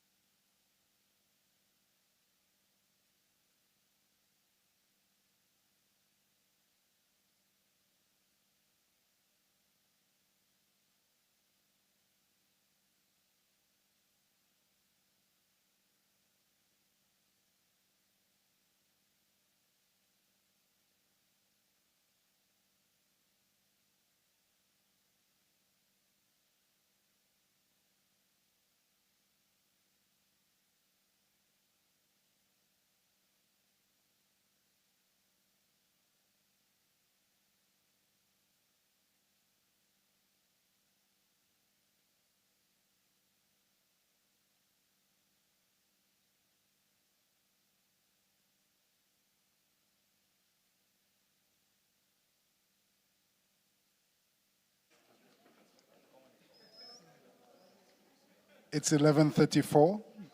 We are ready to resume. Please make sure that your devices are quiet. Thank you.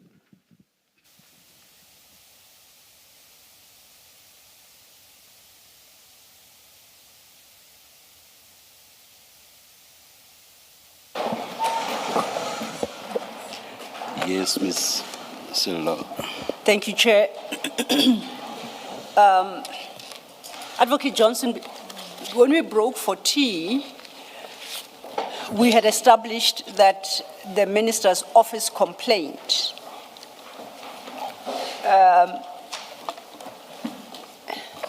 was based in turn on Mr. Adams's complaint of interception of his dockets. We agree that. Correct? Okay. We know that upon receipt of that communication from the minister's office, with or without annexures, you then instructed Mr. Perumal to obtain a Section 27 affidavit from Mr. Adams.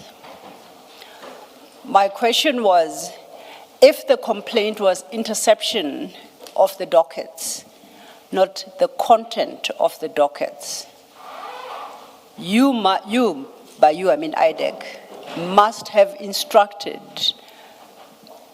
Mr. Adams to include in his Section 27 matters that do not constitute interception. And you indicated that you needed to talk to Mr. Perumal. I take it you've had a chance to and are able to shed light on how we end up with a Section 27 affidavit reading as it does, inconsistent with the complaint laid before IDEC by the minister's office.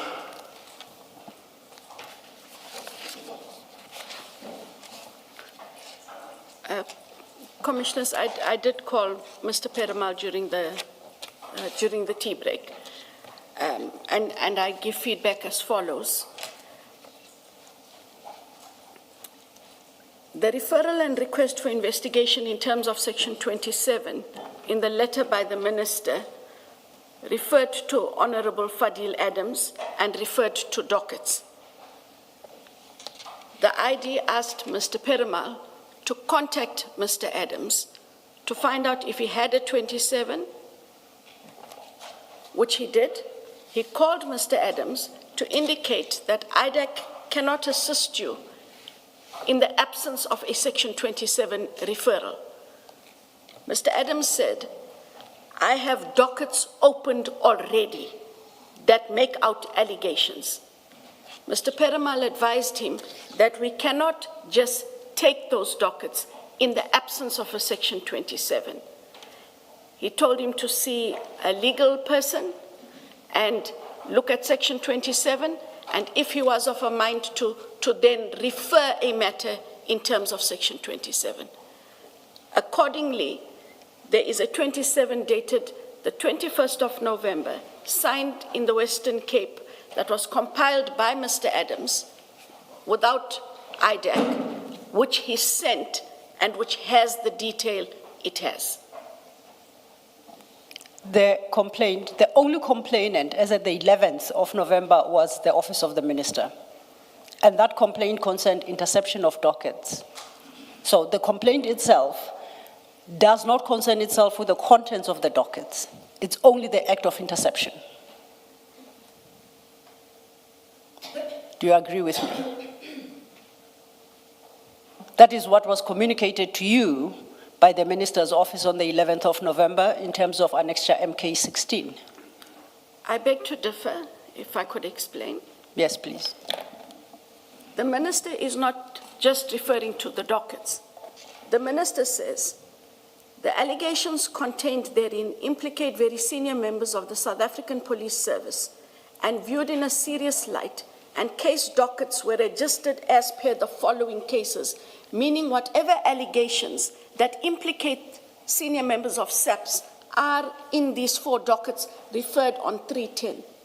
He goes further to say, due to the nature of the allegations made by Honorable Fadil Adams, which is deemed to be quite sensitive and which contains allegations of criminal misconduct, this office requests the investigating director to consider the same. Okay, now let's look at the paragraph you just read, the allegations contained therein.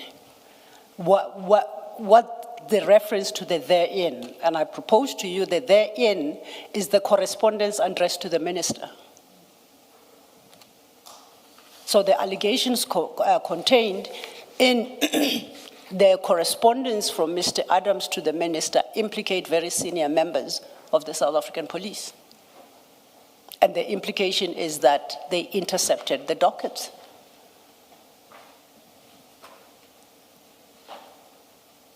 I don't read it like that. How do you read it?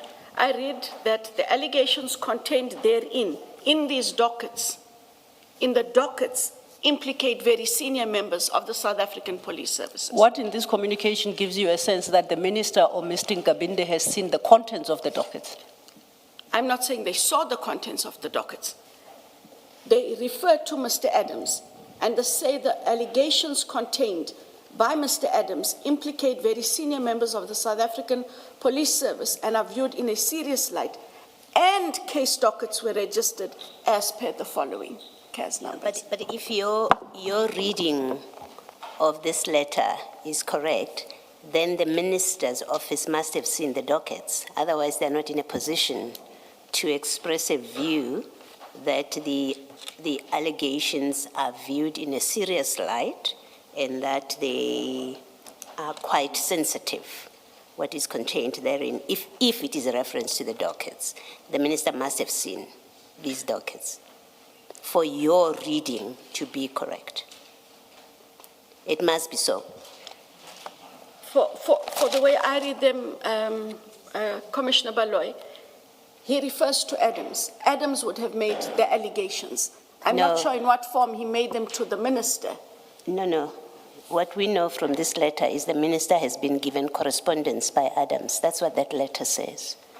This correspondence from Mr. Adams. You say the second paragraph and the third paragraph do not refer to that correspondence unless you are suggesting the minister must have had a telephone call with Mr. Adams, and that's why he's able to talk about these dockets, the content of these dockets. And I suspect that's not what you want to say. Because the next question would be, how do you know they had a conversation about the dockets and what's contained in the dockets? So let's read the letter sensibly. Paragraph 1 says, I attach a copy of the correspondence received from Mr. Adams. That's what it says. Yes. And then paragraph 2 says, the allegations contained therein implicate serious members of the South African police. I want to say to you that a sensible reading of this first paragraph and the second paragraph is the contained therein refers or must refer to the attached correspondence. That is a sensible reading. Otherwise, why does he mention that letter to you? That is correct. Yes. So your reading of it to say, well, when he talks about implicating senior officers and containing sensitive matter, he's referring to what is contained in the dockets. It doesn't work. It's not a sensible way of reading this letter. But more importantly and seriously, it works only if you say that the minister must have had a conversation with Mr. Adams about these dockets to know that matter contained therein in those dockets is sensitive and it implicates senior police officers. And who are those senior police officers? You agree with me? You must agree with me. I agree with the reading of a copy of a written Yes. correspondence which would have set out those serious allegations as contained. Yes. And therefore the reference to the dockets because he refers to the dockets. Yes. But that the written correspondence would have set out these serious allegations. Yes, that's the only way it works. Thank you. And for that, you would have to go to page 283 of the same bundle. 283. That is the correspondence we suggested was attached to So the minister's The letter. serious allegations implicating senior officers are contained there because Apologies, Commissioner. MK 15, Please go to MK 15 I am there. and then to page 283. I am there. Thank you. So that email of 1 November 2024 at 8:21, that is the correspondence addressed to the minister. And the docket numbers are there. And then allegation 2 is that I was told the dockets were intercepted. And then he says, I traveled to Johannesburg, Orlando, opened new dockets you see there. Then he implicates senior officers because he then says they interfered in the investigative process. And he was notified that Gauteng is following the same process. And the request to the minister is, I urgently and humbly ask the minister to intervene to ensure the integrity of the investigative process is maintained. So this is the request that gives rise to the referral to IDEC. And that was Advocate Sillo's point, that the referral to IDEC was about these allegations implicating senior officers, not for IDEC to go take over the dockets that were opened in Orlando and the Western Cape and investigate those underlying allegations in those dockets.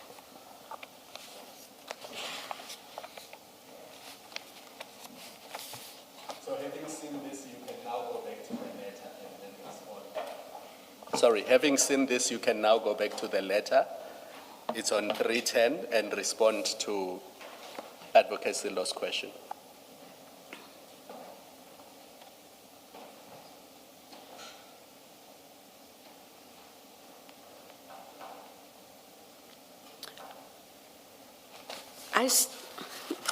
I still maintain that although you have that email, this letter tells you referral and request for investigation in terms of Section 27.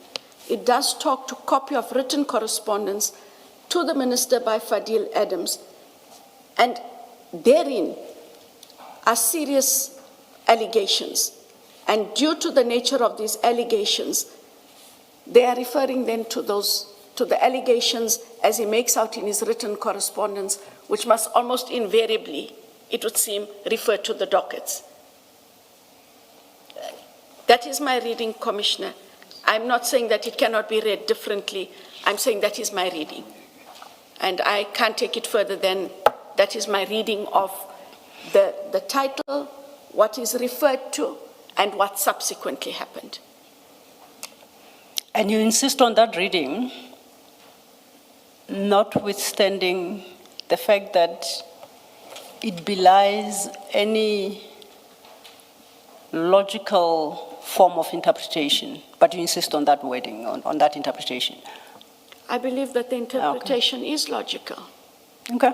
Now, under which case number or inquiry number did IDEC investigate the claim of interception? That's the original claim by Mr. Adams. That is the complaint that the minister purported to refer to IDEC.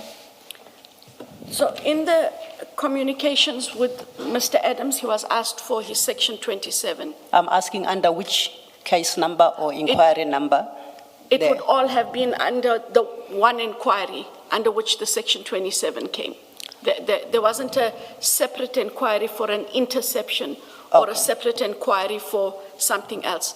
When the 27 came in, if I may, Counsel, when the 27 came in, it was given a reference number. Yes. And all those matters that flow from whatever the allegations are, including in the 27, where he says in one of the paragraphs that the dockets were intercepted or the dockets were taken for reasons that are not explained. They form part of his complaint. Yes. All one complaint. Yes. I'm interested in the investigation into the interception because I did not see it in the docket, what we call the Mukwele matter. I didn't see that particular investigation in the docket, and I wanted to find out whether IDEC ever pursued that complaint, that specific complaint of interception of Mr. Adams's dockets. or whether it concentrated more on that part of the Section 27 referral that, as I suggest, was initiated by IDEC. When the referral had come in, we had to find out where these dockets are. That was part of that exercise.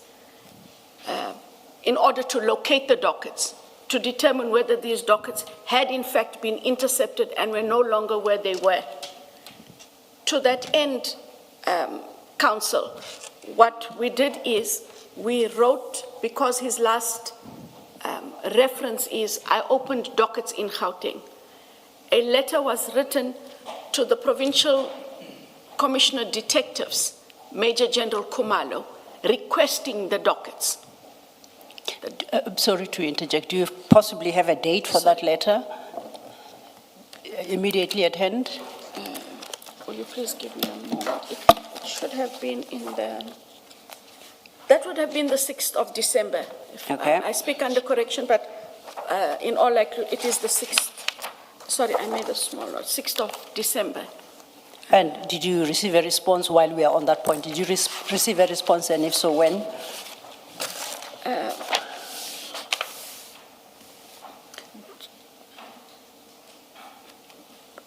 General Kumalo, and sorry, this is a different Yes. Kumalo, not General Dumisani Kumalo. The PC for detectives indicated that he knew about these dockets, but that these dockets were not with him. He was going to tell us where to find those dockets. In the interim, he then indicated that the dockets could be with the DPCI. When we contacted the DPCI, these dockets were not with them. And in that process, one of the investigators found out that the dockets actually were with the SAPS inspectorate, more so the head of the inspectorate, General Peter Jacobs. And when was this discovery? All on the 6th. All on the 6th? All on the 6th, because we're looking for the dockets. He's saying the dockets are missing. Do you know how he discovered that, by any chance?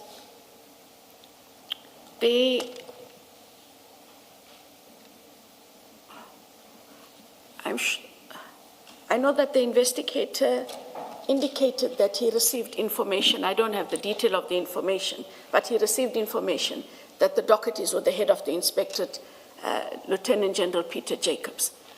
Going back to your team, we had quite a number of investigators there that you identified. Which particular investigator It would is have this? been Mr. Rapesu. Okay. We got a bit sidetracked. Remember, going back to the letter from the ministry regarding interception, I wanted to find out that the case of interception of the specific dockets listed there, where did that investigation end? The dockets were found on that day. But should that not have been the end of your inquiry then? No. I mean, his complaint, remember his complaint is that dockets have been intercepted. That's what his emails are about. Yes. He's not making the allegations that you later find in the Section 27 that you have accepted, you solicited. So we're still at the earlier stages where you get a complaint that dockets have been intercepted. You are telling us that you then inquired and in fact found that they are accounted for Yes. in the SAPS system. Yes. You get told that. Isn't that the end of his complaint? And shouldn't that have been the end of the complaint? Commissioner Kumalo, that was one part of I'm Commissioner still Baloyi. Commissioner Baloyi. Sorry. He looks and smiles there the entire time. And so one invariably, I do apologize, looks at him. Please don't frown, sir. Have to change because clearly that's a problem. It is the one thing that gives comfort when you sit here as a witness is a smiling face. And we digress, and I apologize. It couldn't stop there, because we now need to see what's in these dockets, because here's an allegation that Adams is saying, there are serious allegations I am making. They are contained in these dockets, but beyond the dockets, I have an issue because these dockets are missing. He does say so in the 27. So once we determine, Council, that the dockets are with the inspectorate, we cannot ask the inspectorate for the dockets. And I'll tell you why I say that. It's out of just normal practice. No, just hold on your explanation. Sorry, Commissioner Baloyi. My question is pre the 27. We are still, the 27th is in November. Okay, now carry on. I do apologize. Sorry, we get the section 27 on the 21st of November. That allows us to be able to look for what the allegations allude to. In order for us to have access to the dockets, police will not give IDEC dockets if IDEC does not have an investigation. On the 6th of December, we, having had the Section 27 since the 21st of November, the prosecutor, Advocate Ramsamy, is able to submit a Section 2813 application, which initiates an investigation. It is on that basis, Commissioners, that we are able to write now to the head of detectives, because ordinarily the custodians of the dockets, especially under investigation, are the detectives. We write to the head of detectives indicating that IDEC has initiated an investigation, and the investigation requires that we have access to these dockets. Perhaps this might be the appropriate point to turn to the referral affidavit itself. But I do so momentarily for purposes of the complaint of interception. That would be at your file 2, page 512.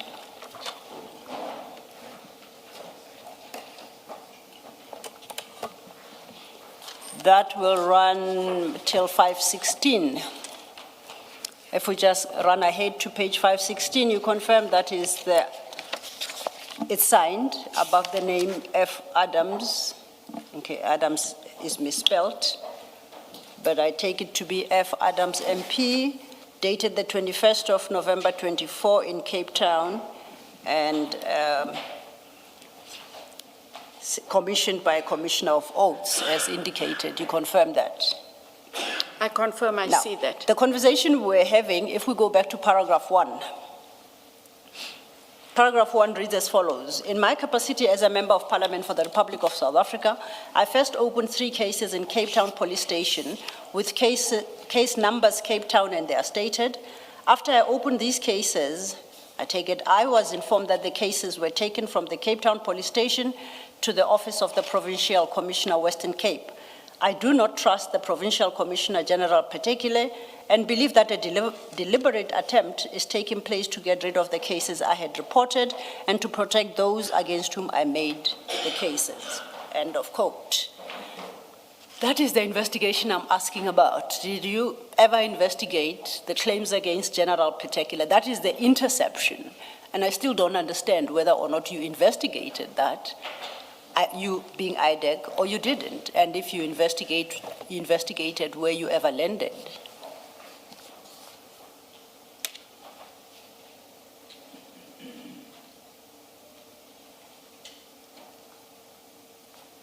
In all honesty, Council, I cannot tell you that there was a separate investigation about that interception. Yes. I know that we sought to find those dockets, and we then, in fact, found those dockets. Your finding of the dockets surely doesn't address the complaint of interception? No, it doesn't. Yes. And what I'm saying is there must be an investigation. I can come back to you with a reference to an investigation. But I know that at the time the purpose was to first find these dockets, which we in fact did, and to then determine what the allegations are in those dockets. Do they talk to the 27, and what is the way forward? Okay, so would there be an investigation in your office that you don't know about? Because your answer suggests that your people may well be conducting investigations that you're not aware of. Not that I won't know of an investigation, but when you have matters of this nature, Commissioner Baloy, they divide the matters up into different legs of investigation so that they can deal with them differently.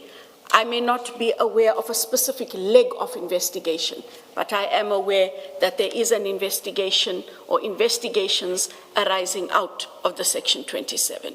So you would expect? I would expect. And we should expect that when you come back to us after lunch, you will tell us there is an investigation into this interception. This is the team that is dealing with that, and it is being done under case number so-and-so. It's information that you should be able to get. Thank you. Thank you, Commissioner Baloy. So then just to recap where we are at, we know that we started with email communication by Mr. Adams to the Office of the Minister. The Minister then directed the letter, dated the Minister's office, directed the letter dated the 11th of November 2024 to yourself. And we know that subsequent to that, you directed Mr. Perumal to obtain an affidavit from Mr. Adams. We are in agreement there. Okay, where did I lose you? Sorry. Correction on the last part. Or let's leave it at that. I think it's semantics. It's okay. I'm not going to fight about the semantics. Sorry, Chair. Then having done so, and the issue at the time was interception of the dockets. A claim by Mr. Adams. It was the interception of the dockets. What we don't have before us is a file on the investigation regarding that particular complaint. What we then have instead is what we have come to call the Mokwele matter, which then is born of claims advanced by Mr. Adams at the instance of IDEC, as reflected in the Section 27 affidavit. Do you agree with me thus far?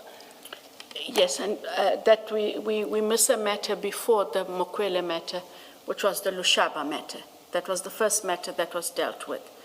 And then it was the Mokwele matter. Okay.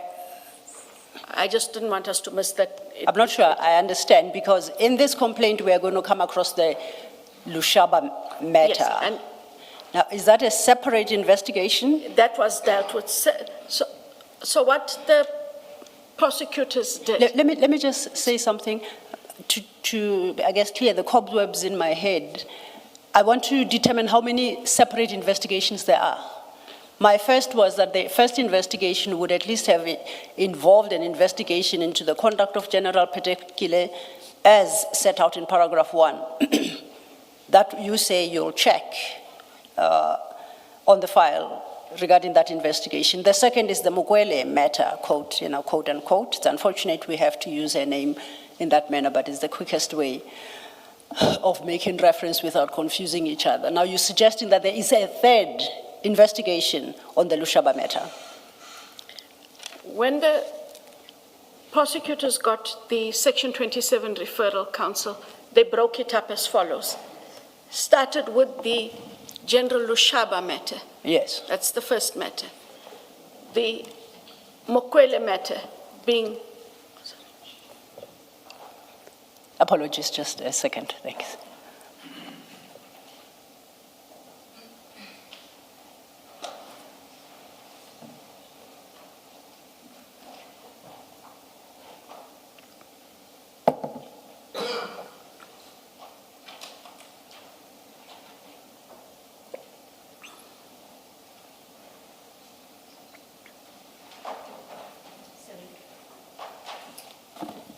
Thanks, you may continue.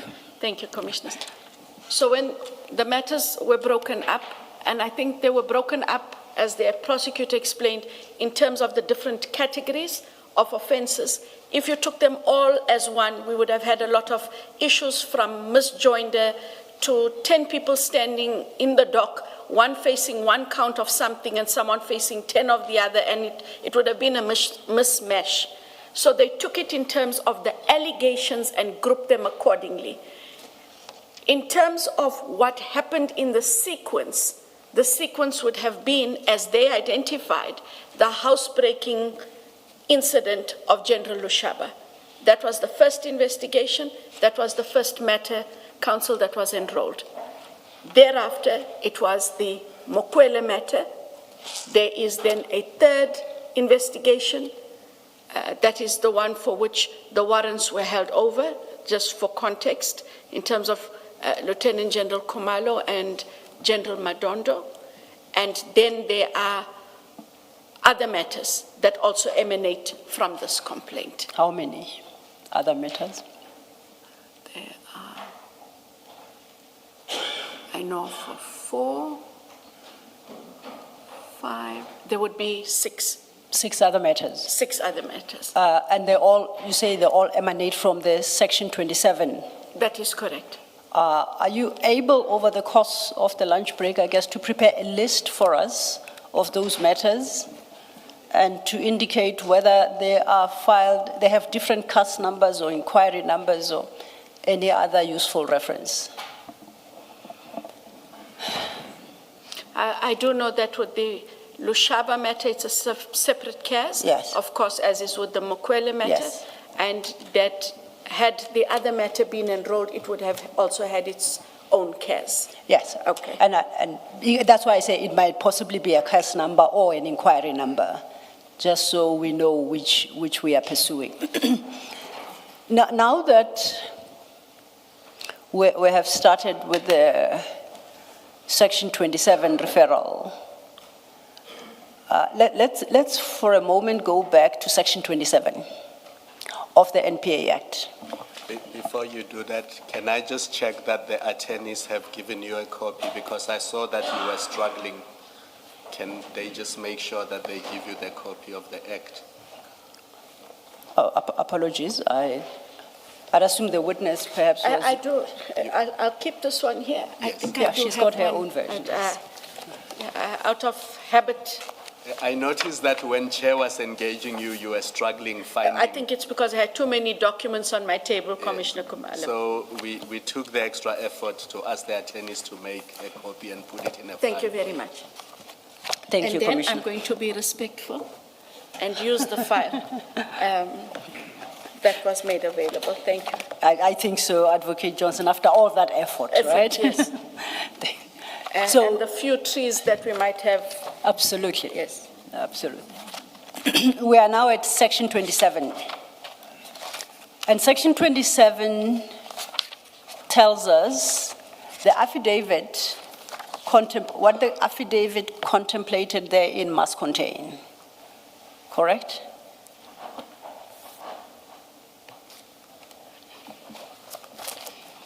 I'm sure it's a section you are well familiar with. You've had a number of Yes, referrals. I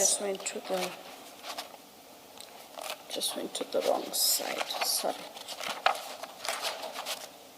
I am there. Thank you. Section 27. So you do agree, sections 27 sub A, sub B, and to some extent sub C, if there should be other relevant information, dictates what the affidavit should contain, Section 27 affidavit. Correct? What are the consequences where an affidavit lacking in complete compliance with Section 27, what would be the consequences insofar as IDEX trigger is concerned? Where an Section 27 affidavit is insufficient for any one of a number of reasons.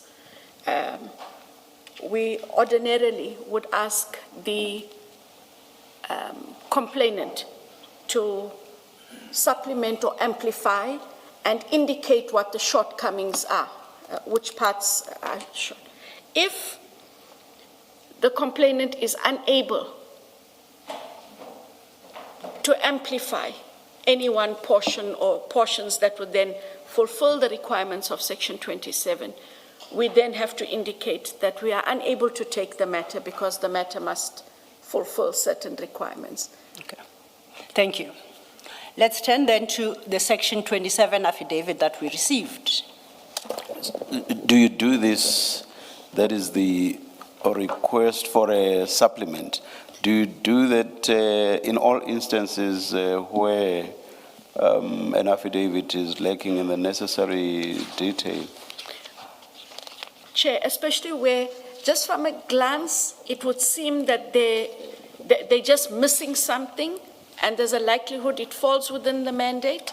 You ask them, and when they amplify and you say, okay, it still falls short. Okay, then so we don't. That's exactly what I wanted to find out. So reading it, you are of the view that it does fall within your mandate, but you just want a supplement on certain specific issues or on a specific issue.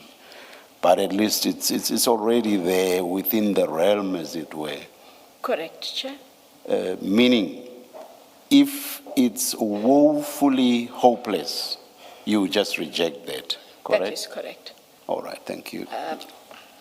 Just follow up on that by way of an example or question. So we're looking at 27 and the requirements thereof.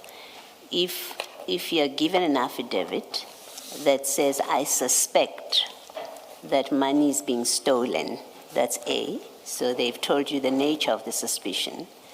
And then they don't tell you the grounds on which the suspicion is based. And whatever else they say in C does not tell you the grounds on which the suspicion is based. There's been a non-compliance with B, right? What do you do? You would then check if they have a source of information. That So is, you would what still do you ask base them? it on? Sorry. So you would, even if they haven't set out grounds in their affidavit, they simply say, I suspect money is being stolen. You're saying you then ask them for a supplementary affidavit? No, if it's just, I suspect, and there's nothing more to it, then it does not fulfill. And so... Because sorry, Commissioner. Yeah, no, Kira? You have to be mindful of the prodding. Yes. And trying to elicit something they know they should tell you. Because what does happen is, ordinarily, without saying what you want, we are able to engage a Section 27 referral and indicate these are the requirements. Your affidavit does not make out these requirements. And there and then, in almost most cases, people are able to say, well, I gave you what I have. And that just finishes that part of it. Thank you. And when people tell you, I gave you what I have, and there are clearly no grounds in that affidavit, what does IDEC do? It may be, Council, that it is insufficient for the purposes of IDEC. Where it has been insufficient for the purposes of IDEC, but we are aware that it could go to the detectives, and or it could go to the DPCI, we write to the referral, or to the referee, I apologize, to indicate whilst this does not comply with IDEC's mandate, you are able to refer this matter to the detectives. We are writing to, so we do two things. We inform the complainant where they can go to, and then we also write to the agency that we are able to send it to, together with a copy of whatever information might have been received. We have also been able to do that where, for example, it is something that is civil in nature, but falls within the mandate of the SIU. And we would say to them, you might be able to find recourse here with the SIU. So we don't just leave them in the lurch if, in fact, it does make out allegations that are investigated by a different agency. We write to them, we write to the agency, and we send that material as well. So at least where we land, and I'm testing my understanding of Section 27, there are two main requirements in that section. The affidavit must spell out the suspicion that the referee holds, and then to advance grounds to support every specific suspicion. IDEC has got the power to request maybe substantiation, clarification from the referee, where there are shortcomings with compliance with Section 27. In the event that the suspicions are not substantiated and grounds not advanced by way of example, then IDEC cannot investigate the matter. It would normally refer it to another appropriate law enforcement agency. Correct, Is that a Councillor. fair summary? Let's look then at the Section 27 referral received from Mr. Adams. We will work through it in detail, but my summary of it I would like to share with you. What that affidavit, and that's file 2, page 512. I do have it. Thank you. That affidavit states the following. It highlights or shares with the reader 3 key suspicions that Mr. Adams harbors. The first is at paragraph 2.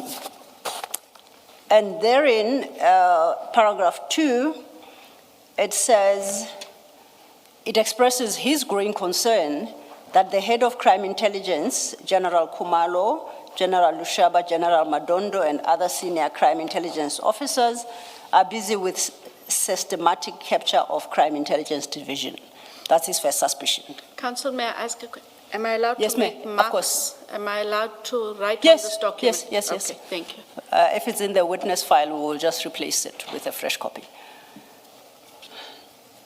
You So- say, sorry, Council, you said that is the first allegation. Yeah, as first you ex- suspicion. Remember that the affidavit actually requires the deponent to state what suspicions that they harbor.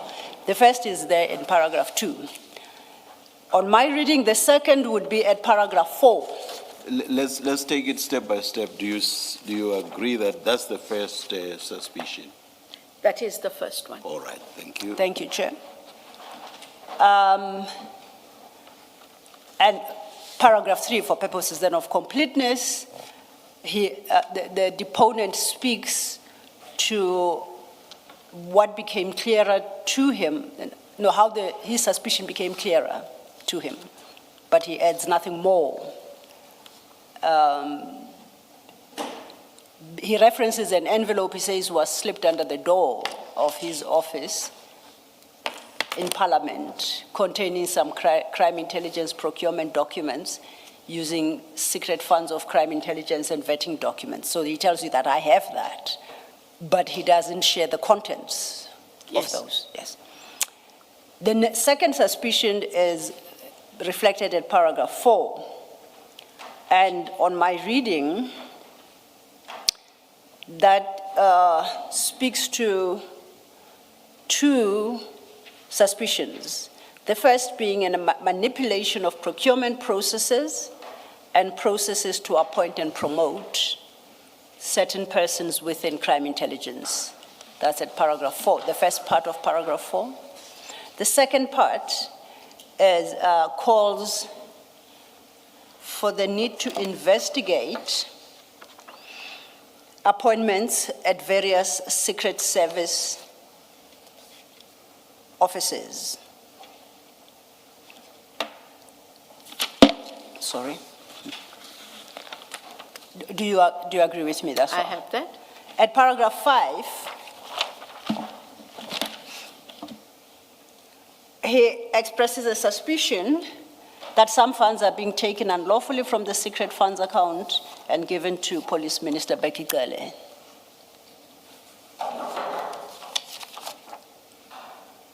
At paragraph 6, Before you do paragraph 6, yes, This Commissioner.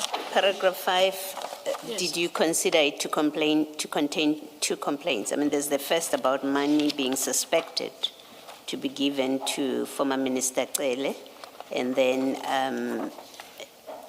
it seems to me there's a second leg to it, an allegation that the former minister appointed General Kumalo without an interview process and without Kumalo having worked as a... Did you consider that another suspicion and complaint?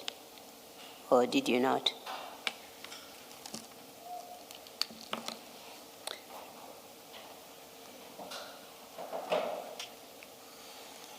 And I must say before you answer that considering how the Mukwele matter has gone, Yes, I expect that that would have been one of, it's a separate and appointment if issue. if you haven't, there has to be an explanation Yes. why this was not No, investigated. it is part of other appointments. Okay, so you will come back to us with the We will detail come of back, it. Thank you. To you. And may I just pause just to indicate, Commissioners, at the bottom of paragraph 4, it is not separate, but there is reference in the last line, which we had to look at as we go through all of the matters, likely points to launder money. So the money laundering is an aspect to consider when you look at money flows that may run through the course of all of these. And they are not, it's not a standalone matter. Noted. Sorry, you say that one, and you are referring to the last sentence of 4. Correct, Chair. And you say it goes with what? It would go with 2, which is the manipulating of procurement processes, and then with 5, which Council had pointed out about the taken unlawfully from the secret funds. Which sentence are you referring to in 2? Sentence or sentences? Sorry, paragraph 4, Para 4, line 2. line 2. Oh, Yes, Chair, about the manipulating procurement processes. okay. All right. Just to indicate that money laundering is considered, but not as a standalone, just within the ambit of those matters. Yes. Okay. Thank you, Chair. So, When I interrupted, Council, I think we were... no, it's okay. Fine. Just on the point you've made, it's a suspicion, but couched more in request terms, because he's requesting that you look into these matters, I guess, because these Secret Service offices in the country are likely points to money laundering out of crime intelligence.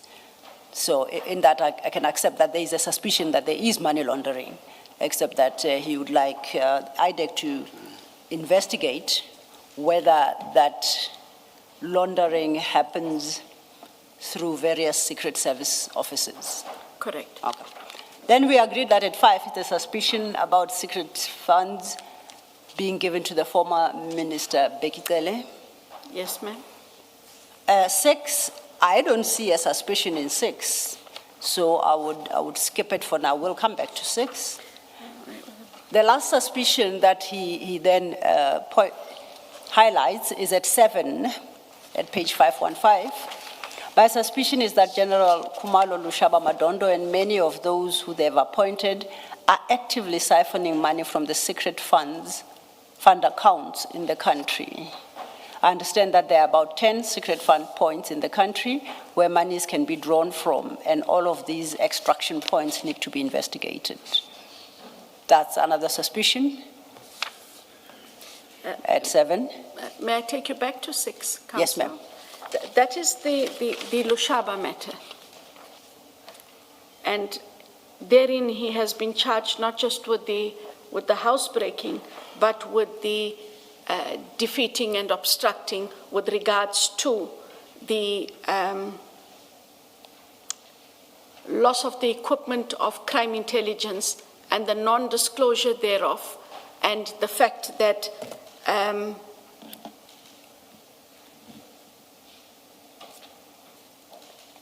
there's secret information contained therein.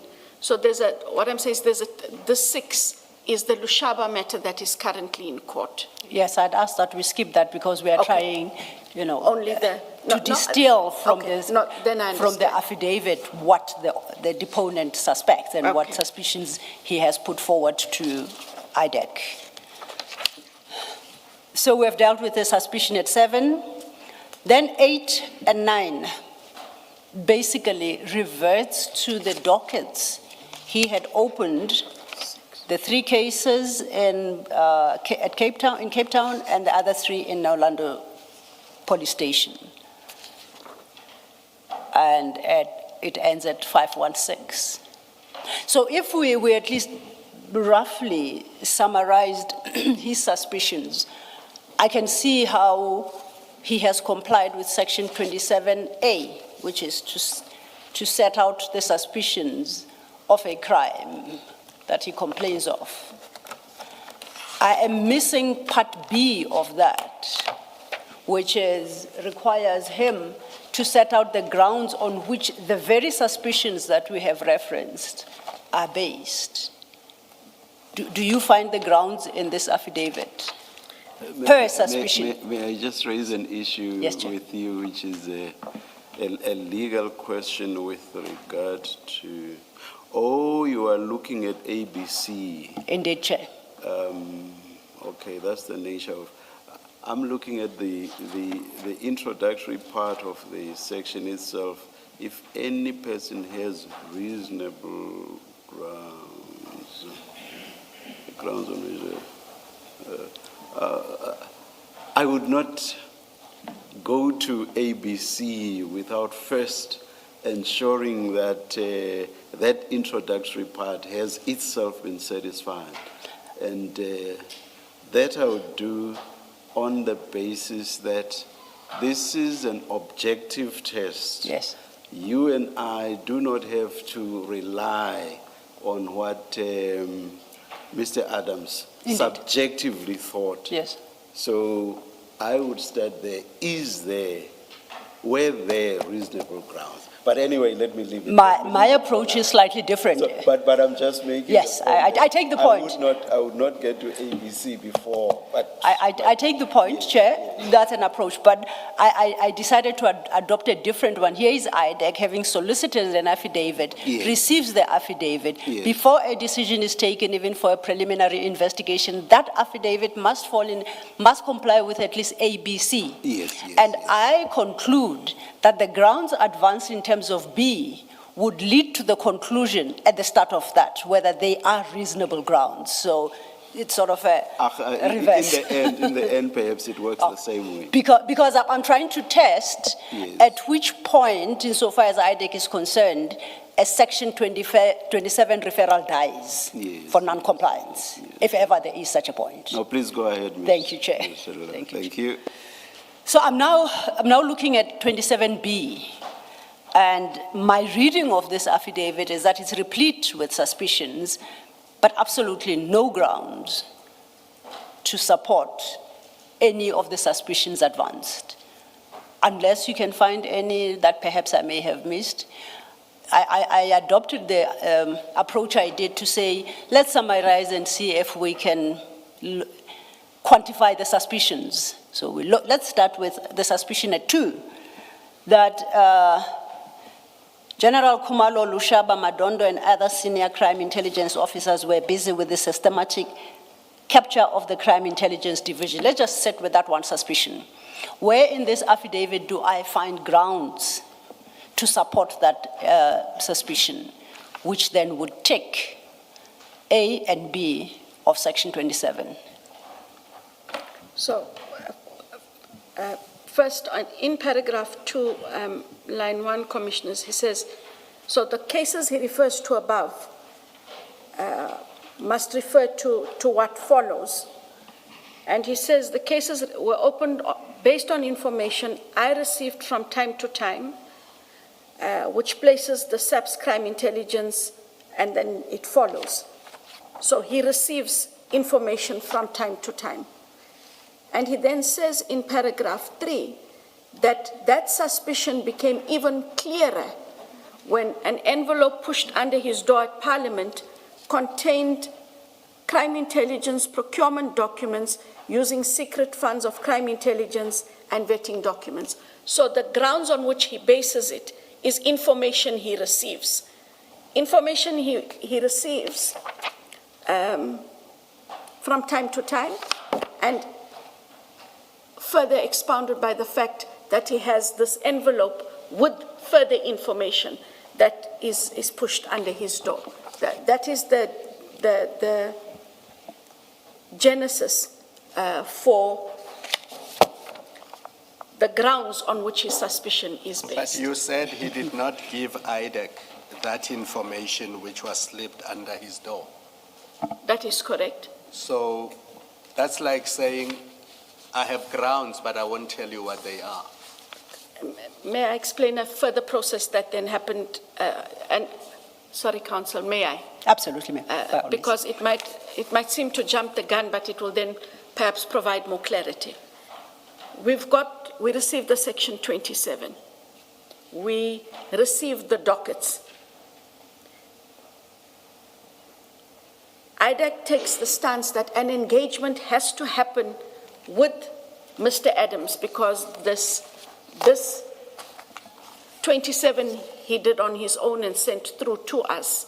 We have the dockets, but when they had the engagement, having read the dockets, having read the 27, it goes back to what I said. You then engage the person to see if there is other grounds that need to be covered.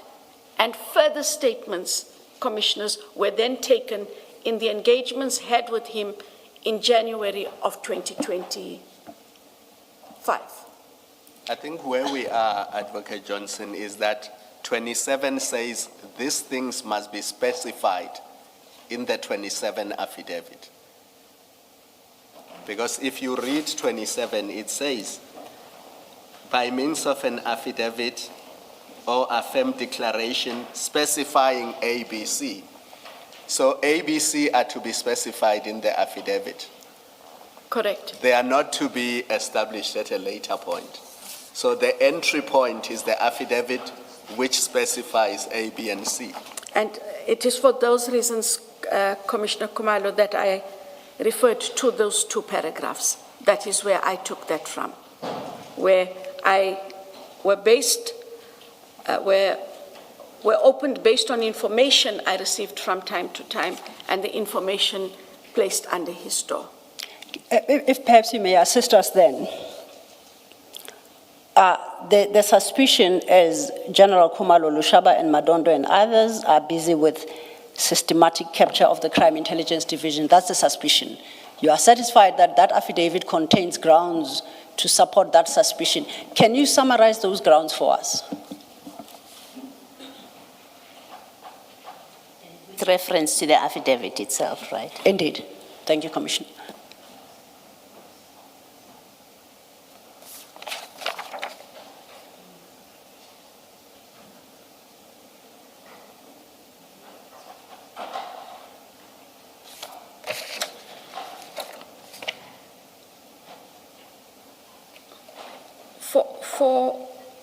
On my reading, Counsel, yes, ma'am. that suspicion is, he refers to the suspicion and he proceeds to explain, as he does in paragraph 4. And what grounds are articulated in paragraph 4? Says that he suspects that General Khumalo and some senior officers in crime intelligence, including I apologize. I thought we agreed that paragraph 4 contains other suspicions. I'm still looking for the grounds for the suspicion that Khumalo et al. Are busy with systematic capture of crime intelligence. Where are the grounds for that? The manipulation of procurement processes and processes to appoint is another suspicion. It's a different one. Yes, and I'm saying that it is based on, I don't read it to mean that every single suspicion is supposed to have a ground. If my reading is incorrect, No, I'm saying that is how I read it. I read it as I received information from time to time. From that information I received from time to time, there are all of these allegations, inclusive of the documents under my door. Okay. You wanted to invoke paragraph 4 to establish the grounds. Remember, we still have to comply with section 27B. Yes. So we're going to have to at least find the grounds for the suspicion reflected in paragraph 2. You say those grounds lie in paragraph 4.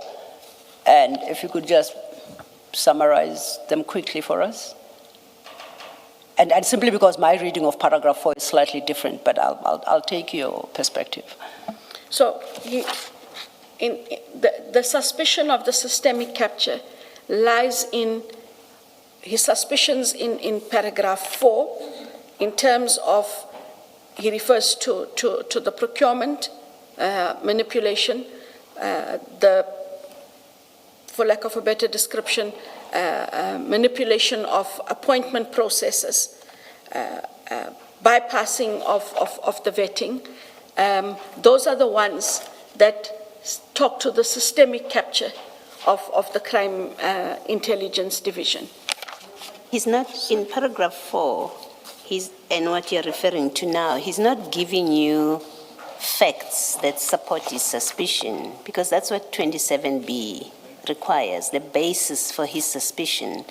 What he does in 4, on its terms, he says, I suspect, that which you're referring to now, he says, I suspect that General Kumalo and other senior officers in crime intelligence, including Madondo and Lushaba, were manipulating procurement processes and processes to appoint and promote certain members to higher positions. So it's a suspicion. So you can't say, when we ask you that, okay, he's made the suspicion to you, so let's say he complies with A, what are the grounds that he has stated in his affidavit in support of that suspicion? You can't say where he states manipulating processes, procurement processes and processes to appoint, and then you say those are the grounds. That's faulty reasoning. It is a suspicion on his terms. It is. He tells you, that's what I suspect. The question to you is, where in the affidavit did you find that he has put down grounds for that suspicion? On my reading, Commissioner Baloy, it is found for those ones on paragraph 3, where he said, my suspicion about General Kumalo and others became more clearer when I found an envelope pushed under my office door at Parliament, which contained some crime intelligence procurement documents using secret funds of crime intelligence and vetting documents. I can take it no further than that is my reading of where he finds these suspicions. Factual conclusion after factual conclusion, Advocate Johnson can never give you the facts that undergird those factual conclusions. All of the things you are addressing now are themselves factual conclusions. Do you understand what I'm saying? Do you understand what I'm saying? If you could just take those me back are factual conclusions. Let me Yes. give you, let me give you agree. Do you agree? I understand. Those are factual conclusions. Do you agree? I agree. So if we go back to Ms. Sildo's question, she wants to understand what that factual substratum is. What facts do you rely on to say those factual conclusions, and you now accept that they are factual conclusions? What facts underlie those conclusions to lead to the fact that B of 27 is satisfied? On what basis? It cannot be on the conclusions. Let me give you an example. If someone says, I suspect that Tom and Dick killed Harry, that's a conclusion. For you to be satisfied that there is a reasonable suspicion that Tom and Dick killed Harry, there must be some substantiation before you say Tom and Dick killed Harry. Do you get me? I understand. you. Otherwise, it's a factual conclusion to say that Tom and Harry killed Dick. And I suggest to you that this is exactly what you are doing. You are relying on factual conclusions to say that B of Section 27 has been satisfied. Do you agree? I agree. You accept that proposition? I accept your proposition. Yes, Mr. Thank you, Chair. And then, following that very same approach to all the concerns, I'm going to put it broad. Where in this affidavit do you find any grounds that can potentially get anywhere close to Section 27B? And I put it that way because I'm talking to a lawyer of 30 years experience who appreciates that when a statute prescribes what jurisdictional factors must exist before certain outcomes are achieved, you would understand that they have to be satisfied independently of one another. It's first A, the suspicion, B, the grounds. Where in this affidavit do you find the grounds that would satisfy the requirements of Section 27B? I have referred to to those grounds and say that, having heard what the chair has indicated, there's nothing more than just what he said here. It is a matter of, he says, this is what I have, information and documentation. I think the question, and sorry, Commissioners, I don't mean to be asking you all a question, but what I'm trying to pose for myself is, the question then is that sufficient for B? Was there a sufficient factual substratum to satisfy B of Section 27? That's the question. And I think in response to my question, you've accepted that there was none. In terms of the factual basis of it, yes. The factual basis that undergirds or supports the factual conclusion. Correct. You've accepted that there was none. Yes. Do you then accept on that basis, because my and your engagement had started on the basis of the first suspicion, Yes. which is state capture, would you accept that there is no factual basis advanced in this affidavit in respect of all the suspicions as you have identified them? Would that be correct? That would be correct, except he says so of His conclusions. his conclusions of, I have information, and I receive information, and I also had information. It is Now- on that basis, yes. If that's where we land, would such an affidavit comply with the requirements of Section 27? And what would be the consequences of non-compliance?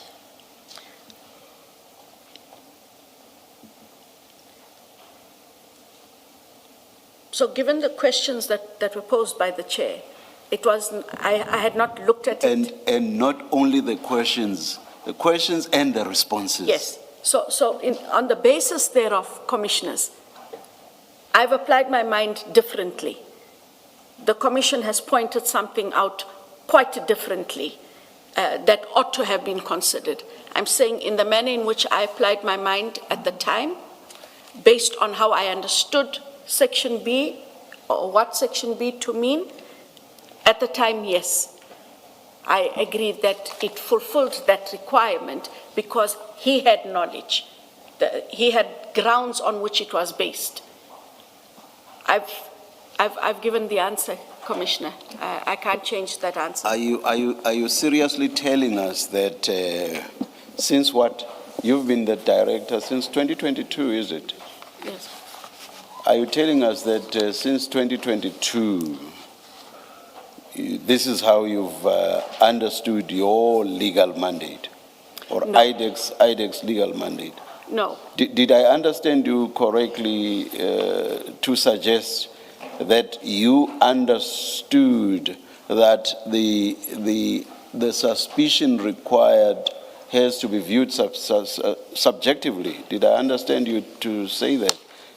I'm asking you this because you said you believe that he had the required suspicion. He, Mr. Adams. Yes. Did I understand you correctly? Correct. So that's subjective as opposed to objective. So did you understand the test to be a subjective test as opposed to an objective test?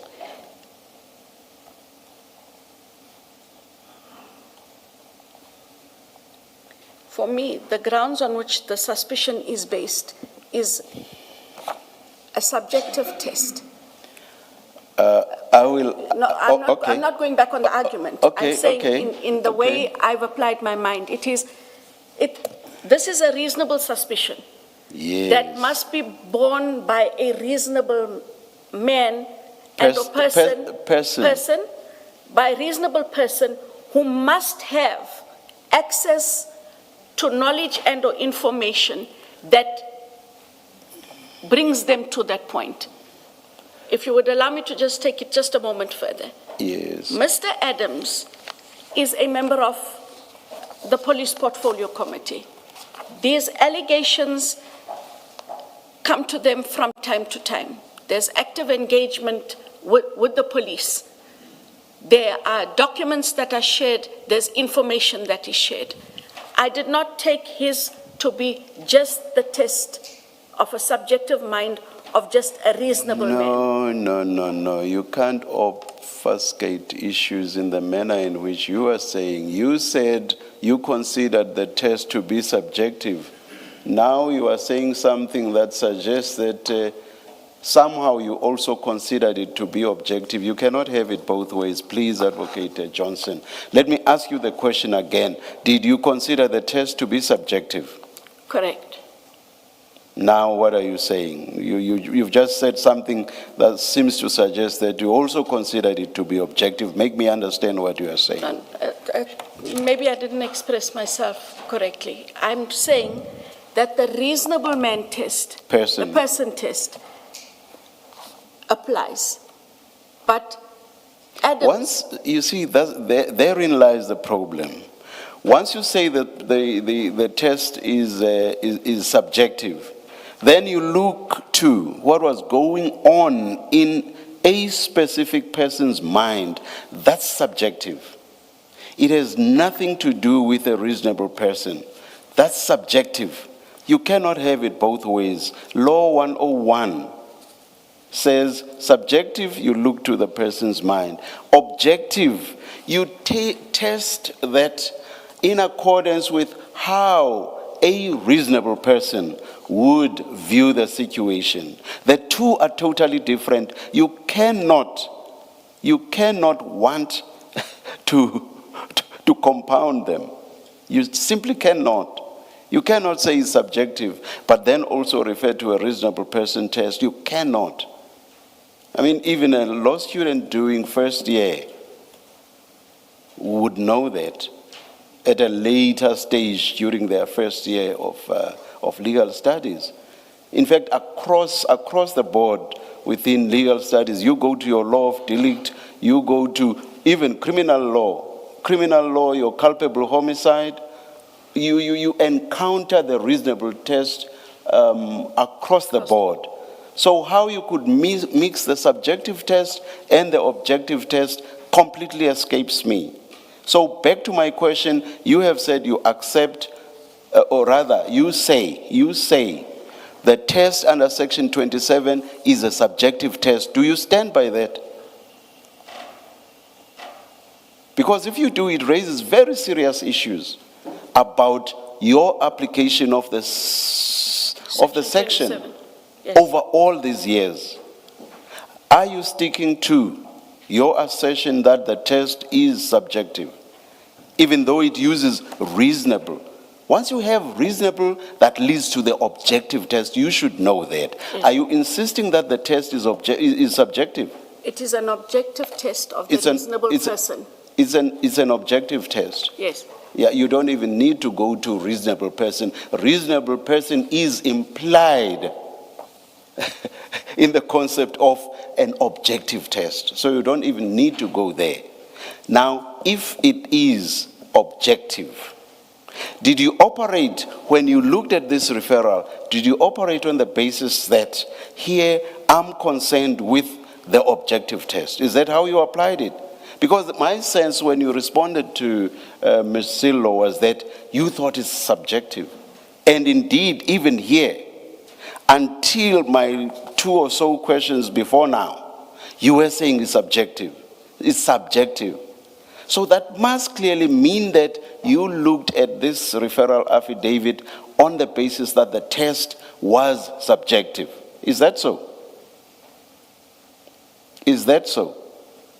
I looked at the section 27 on the test of the reason. Subjective, it must be. At the time, yes. It must be, because that's what you believed. Hence, your answers on a few good times now during this engagement, your answers that the test is subjective. So you looked at this on the basis that it is subjective. You agree again?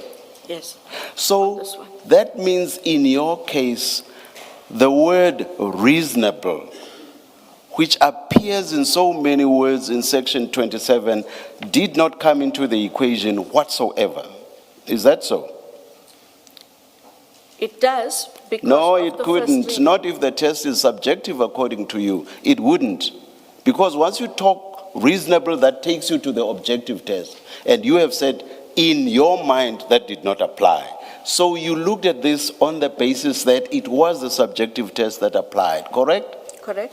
So reasonable did not come into the equation to your mind, correct? The reasonable that comes to mind is as per any person has reasonable grounds to suspect. It dealt with But- the offenses, which was part A. It's there fine and you are reading it fine. But what I'm saying is, if you believe that the test is subjective, then reasonable, on your understanding, does not come into the equation. Because once you bring into the equation the word reasonable, that's already taking you to the objective test. You have said on your understanding the test was subjective. Therefore, reasonable would not have come into your equation, not on your approach. You must accept that. I hear you, Commissioner. Do you accept it? I accept that. Thank you. Thank you, Chair. Based on the engagement you just had with the Chair, would it be a fair understanding that all your approaches to all Section 27 referrals you've had is the attitude you had to this particular one? So IDEC initiated investigations based on numerous of such affidavits which don't advance any grounds to support suspicions expressed therein. Has that been the case throughout the years you've been at IDEC? No, ma'am. And why then how have the other affidavits been dealt with? Have you interrogated their compliance with Section 27 before initiating an investigation? Yes, the other affidavits were quite different. You'd also see, I think you requested from us the affidavit of a different witness. When you read those as well, you can see the compliance with these sections. Why didn't you bring to bear that particular need for compliance to this particular affidavit, which is dated less than 2 years ago, November 24? Why did you treat this affidavit as an exception to the rule that you say you had come to apply to all other Section 27 affidavits? So I'm not going back. Yes. And I think that is where my fault line lay, is understanding what the reasonable person, and went back into subjective. That was my error. It is an error. It was an honest error. The test isn't subjective, the test is objective. Here I brought a subjective mind to bear on the information the person gave us. And Advocate Johnson, that is apparent from paragraph 4, because Mr. Adams says none of these people were suitable to be appointed to the post. That's his personal view, without Correct. grounds to support that.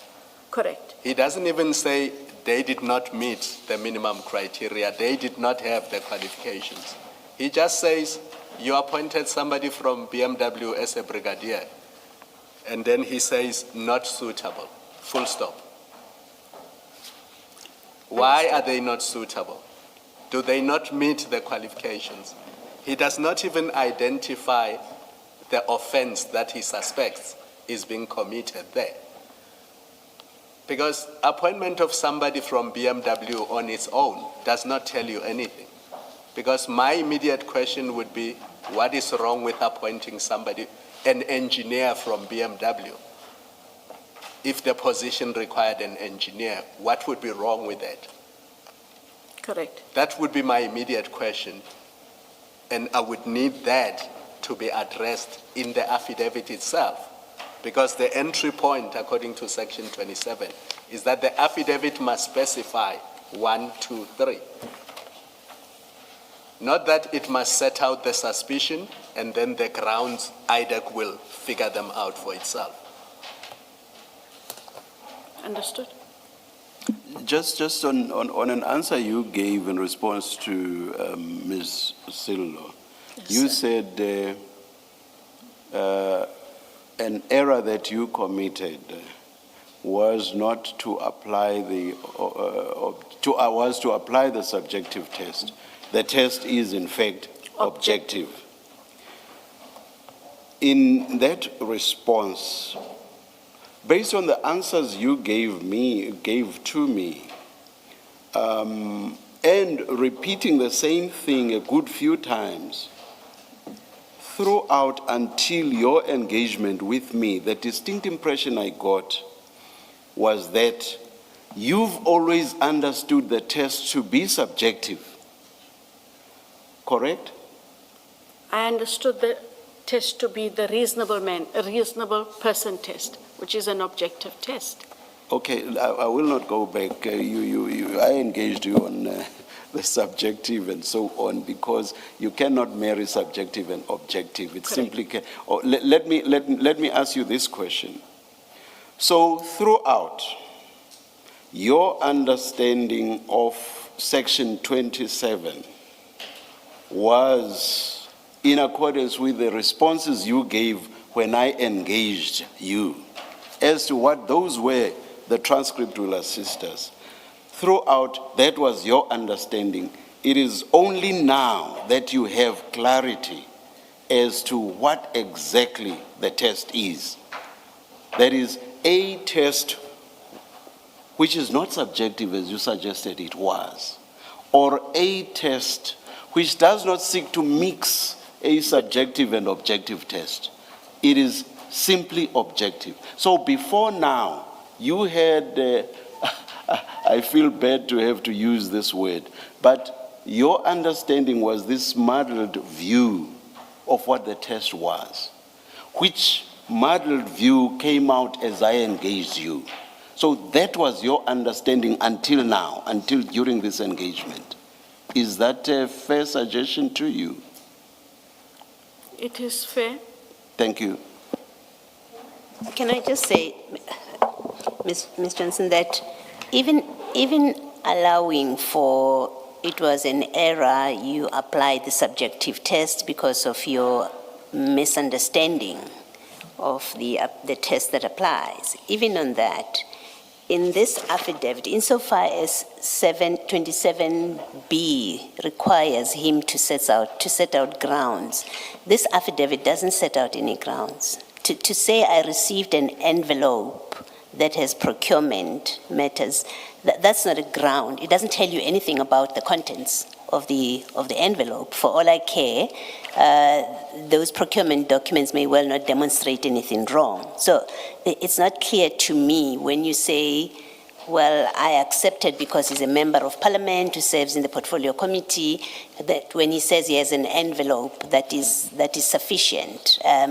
You surely must know and understand that for you to say this falls within our mandate, you need to satisfy yourself with whatever it is he's relying on. So I don't accept that what you say is an error on your part of applying the wrong test, that it explains what happened here. It doesn't.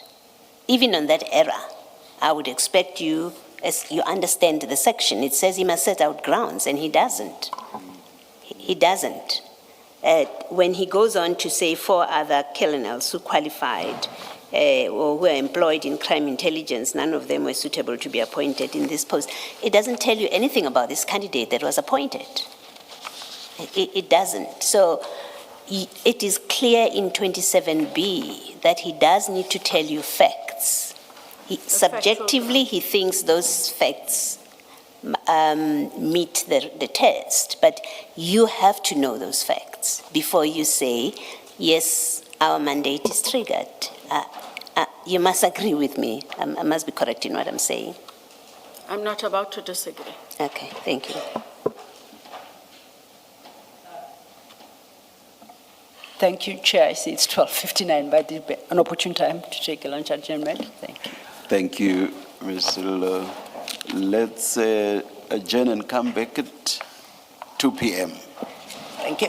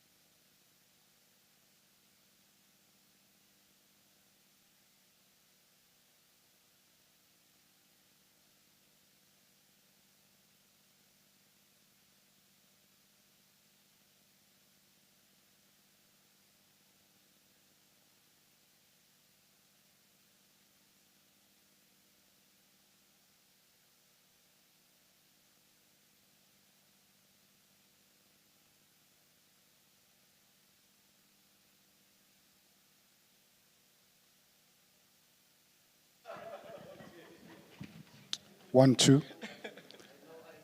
We are ready to resume. Please make sure that your cell phones are off. Thank you.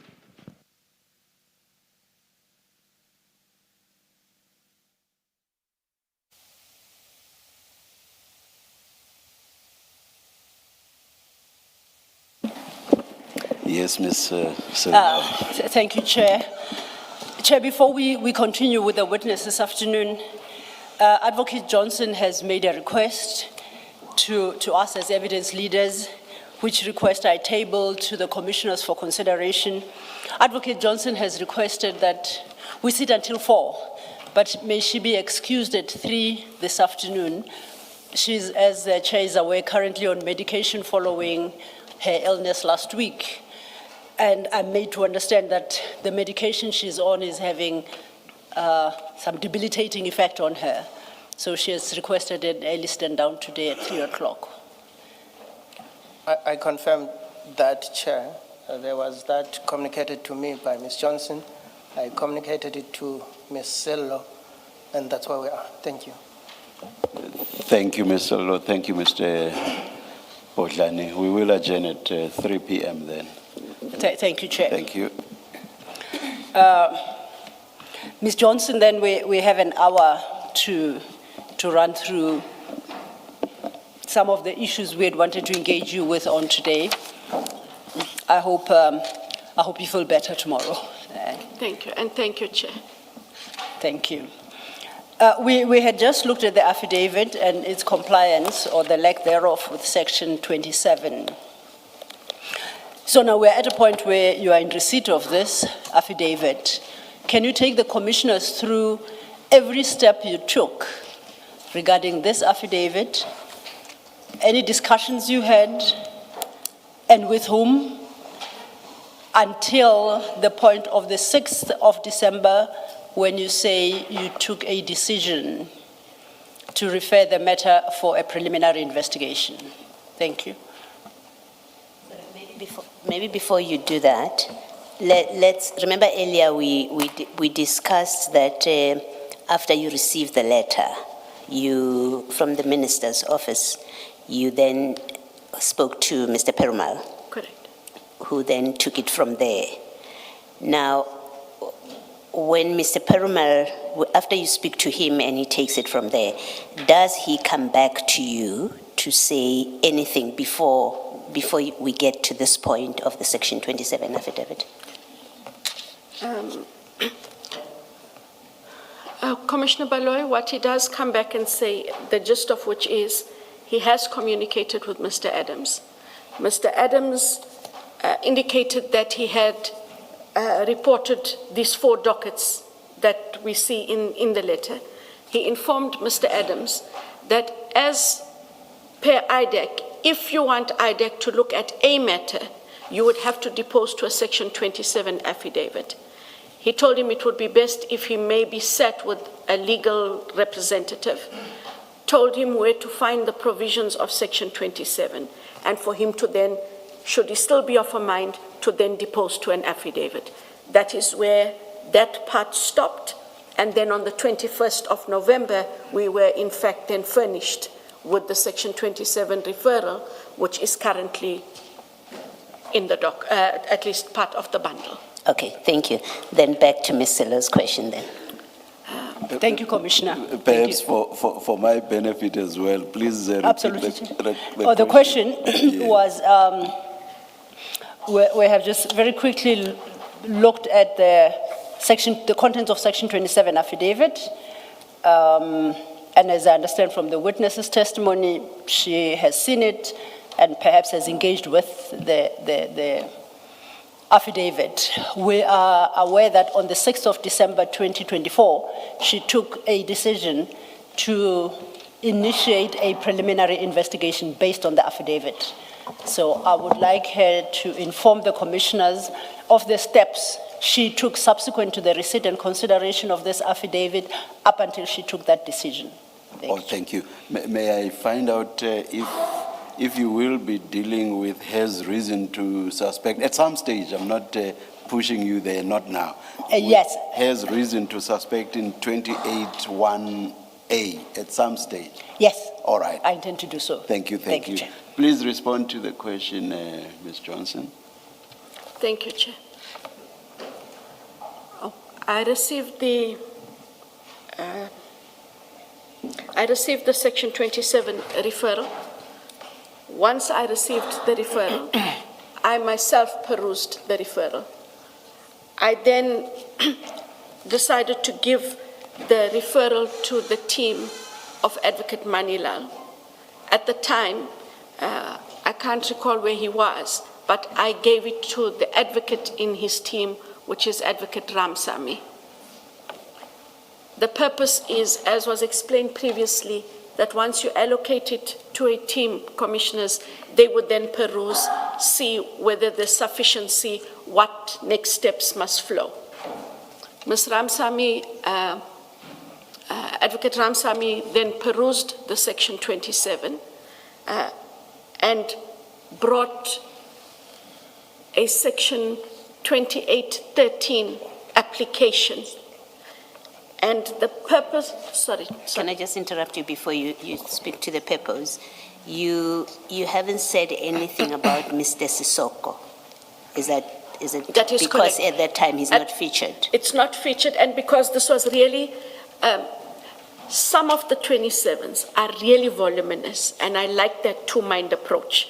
This was just a small document where I could quickly apply my mind. And I looked at it and said, let me give it to a team as we would then ordinarily do, because on the face of it, there were offenses that fell within the mandate. I gave it to Advocate Ramsamy, who then perused the Section 27. She realized that there were references made to dockets, and because we didn't have those dockets, the best way, instead of asking Mr. Adams to amplify the 27, as one would ordinarily have done, is to first get these dockets, because he's talking to allegations in these dockets, and he makes reference thereto. So in order to get those, sorry, Council. No, please proceed. Never mind me. No. No, continue. I don't intend to interrupt at all. Thank you. And in doing that, she applied for a Section 2813, which is a preliminary investigation, on the 6th of December. It was a mechanism, commissioners, for us to then have an authorized investigation in order for us to now determine where these dockets were. Bearing in mind that Mr. Adams has already alluded to the fact that in Cape Town, these dockets were no longer there. He makes allegations.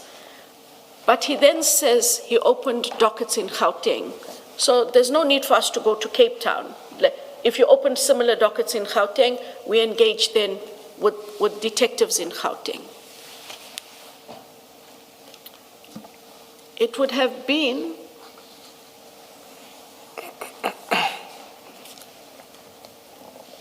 one of the investigators, it would either have been Mr. Perumal or Mr. Rapeso, who indicated that we need to write a letter to the head of the detectives in Gauteng, who was a Major General Khumalo.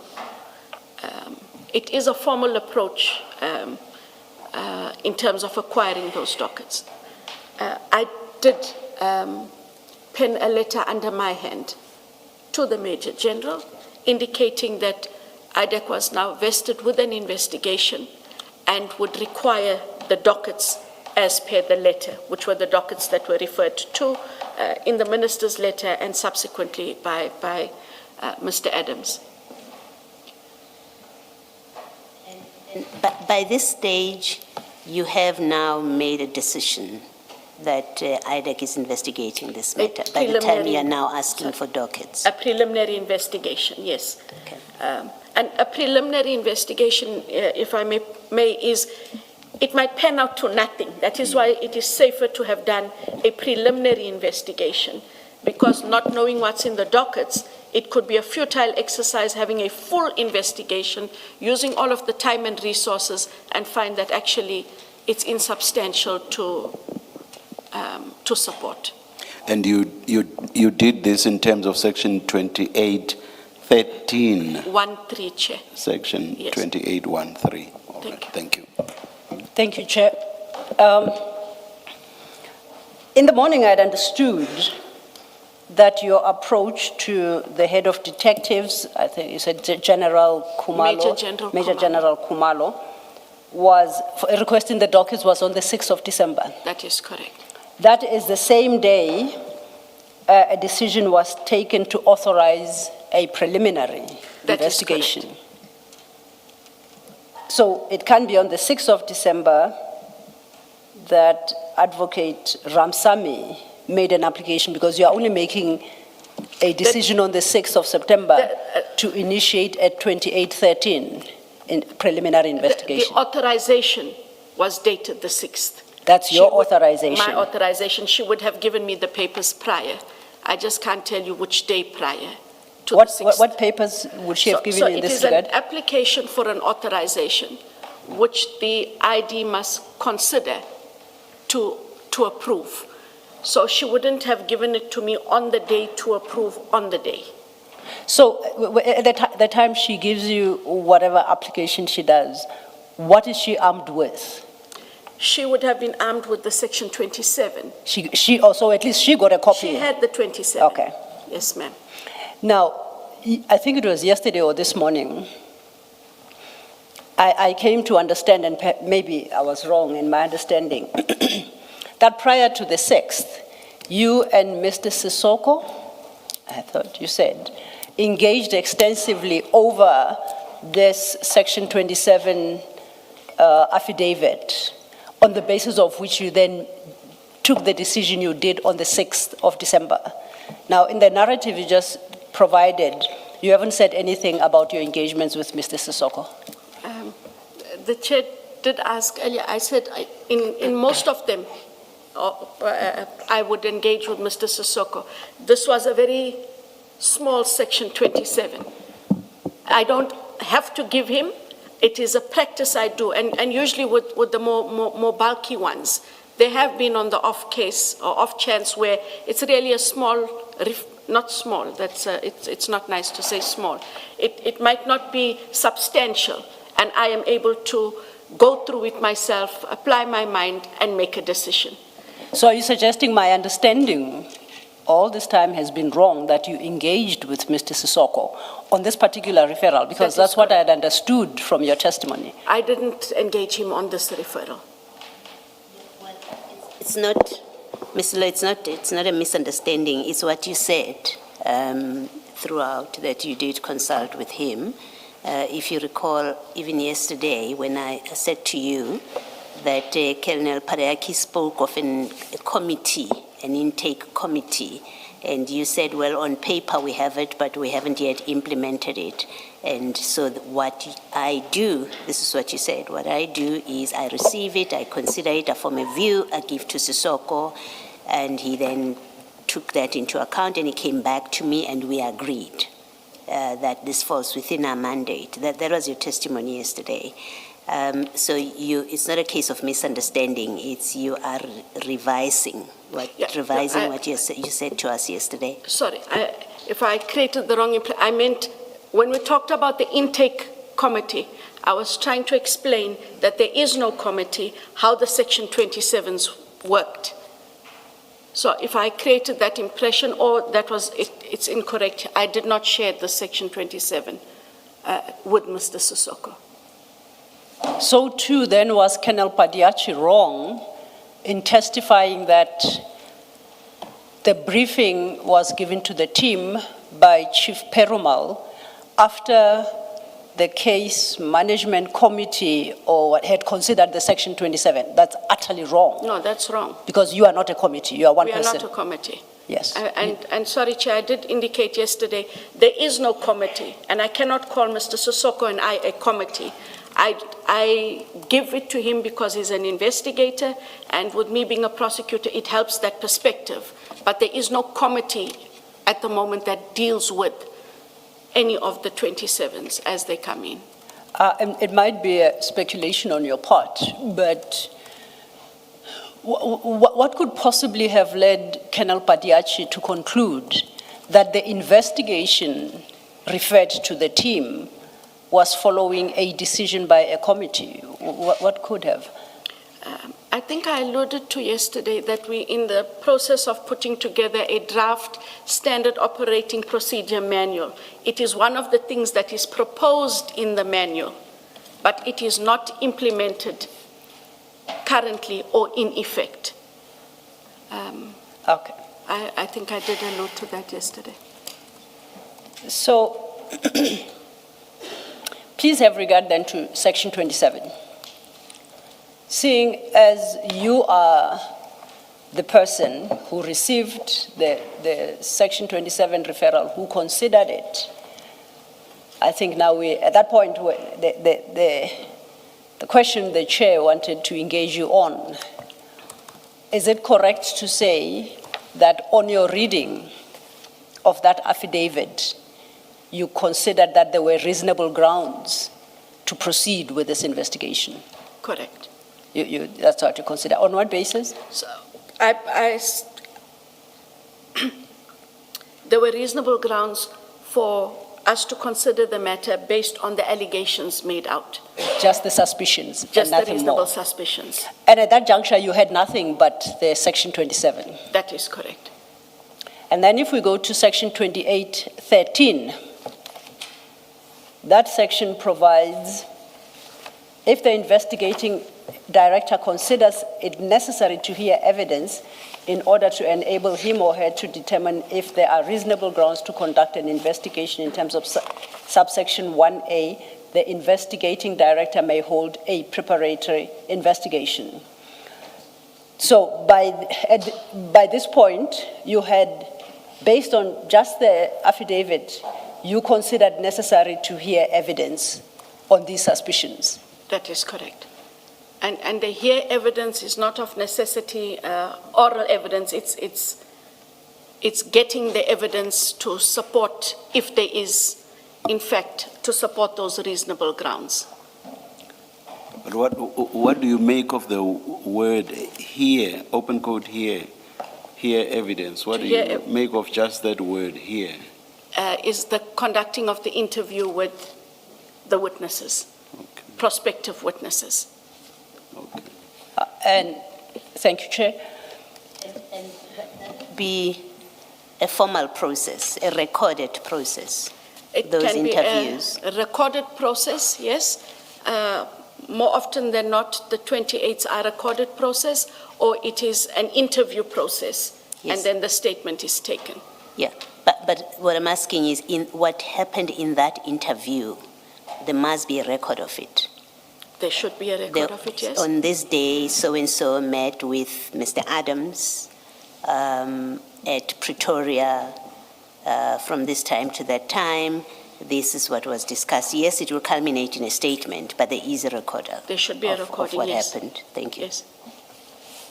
And you know this for a fact.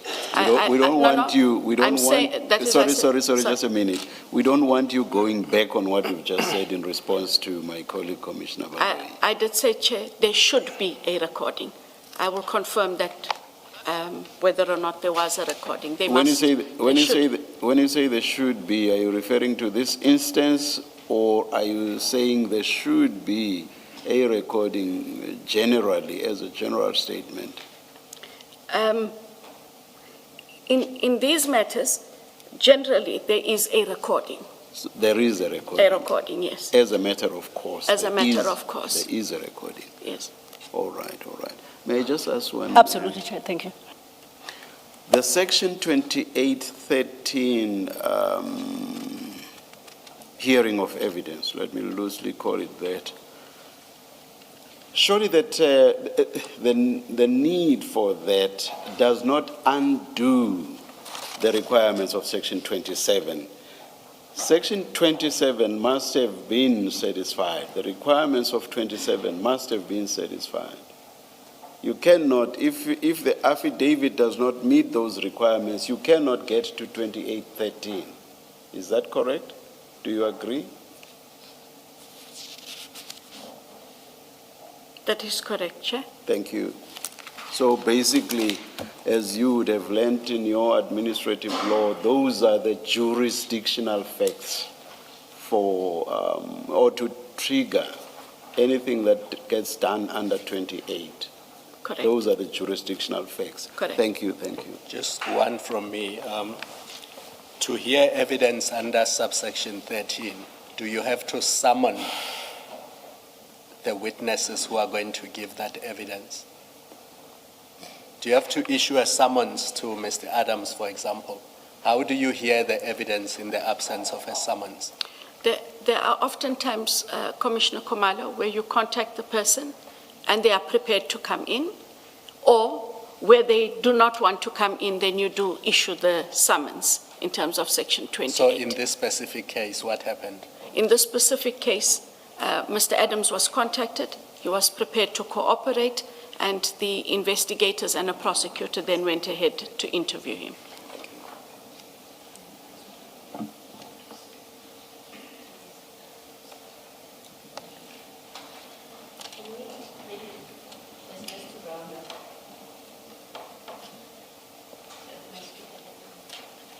Ma'am, now it works. Now it works.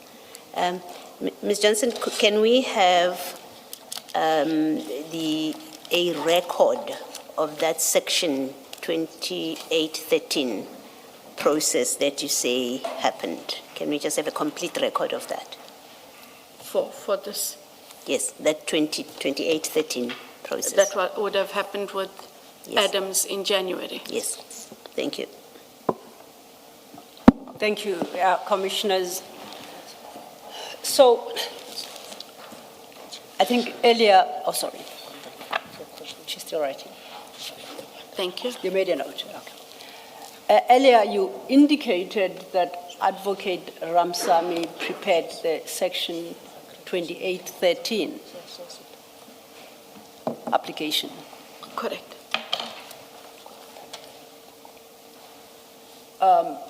We don't have a copy of that application. Are you able to provide one?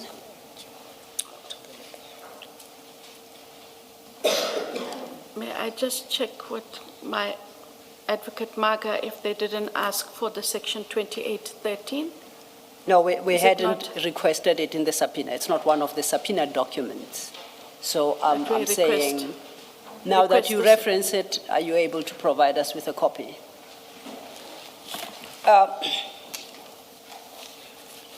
So then if I understand your testimony, you give an instruction to Advocate Ramsamy and the Section 27 affidavit, Correct. and you want Advocate Ramsamy to make an application back to you in terms of Section 2813. Please explain how that works. I have applied my mind to the section 27, Yes. but I have to give it to a team to also apply their mind and to see whether or not an investigation can be instituted. I took the view at the time that it fell within the mandate of IDEC. But in terms of the prescripts, no investigations can happen if you are unable to comply with an application for an investigation. So we hand it over to the prosecutor, who must look at the 27. She didn't have to apply for a 2813. If she then, after having assessed it, decided it does not fulfill all the requirements. It is consider this matter, and if you agree that it falls within the mandate, we are all lawyers to apply our minds, then please lodge a Section 28 application. She decided to lodge a Section 2813 application. You said the first part, you give it to the prosecutor and ask her to apply her mind to the Section 27 affidavit, and then express an opinion to you, and then thereafter she lodges an application. Is that correct? Instead of an opinion, if you agree that it falls within the mandate, you then apply for a Section 28. Okay. Where is that? Was that your instruction to her? here is a Section 27 affidavit, consider it. If you agree that it at least discloses a basis for a preliminary investigation, please provide me with a Section 2813 application. Is that more or less how A it Section goes? 28 application, Is yes. that how it normally happens? That is how I recall it happens, yes. Did its Advocate Ramsamy ever express a view to you on the content and depth of the Section 27 affidavit? Did she ever express her views on that affidavit? No, when she brought the Section 28 application, I realized that she agreed with the contents of the Section 27. And she never expressed a different view that it's deficient, it doesn't comply? No, she didn't? No. She also didn't pick up the fact that it doesn't comply with Section 27? No. She didn't. Commissioners, yes, please go ahead.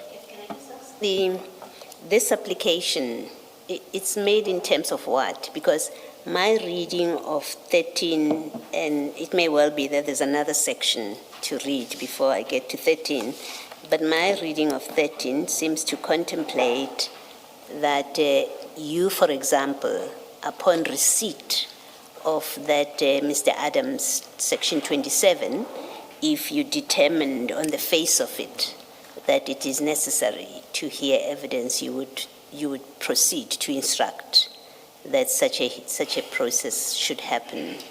Where do we see that Ms. Ramsamy had to make an application before that inquiry, that hearing of evidence could be held?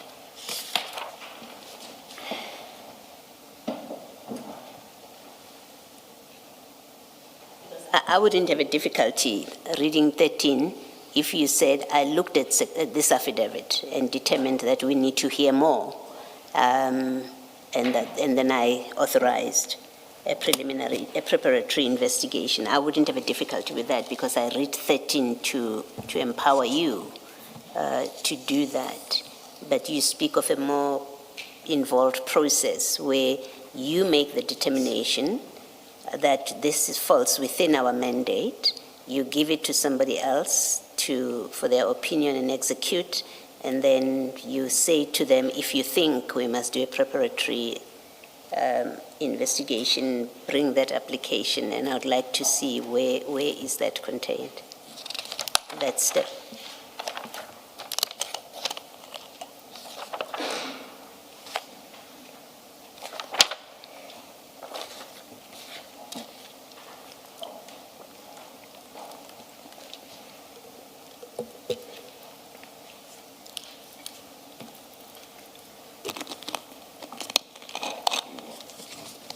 So I take it, Commissioner Baloy, from the section that I had referred to, which was the Section 2813, if the investigating director considers it necessary to hear evidence in order to enable him or her to determine if there are reasonable grounds to conduct an investigation in terms of subsection 1A, the investigating director may hold a preparatory investigation.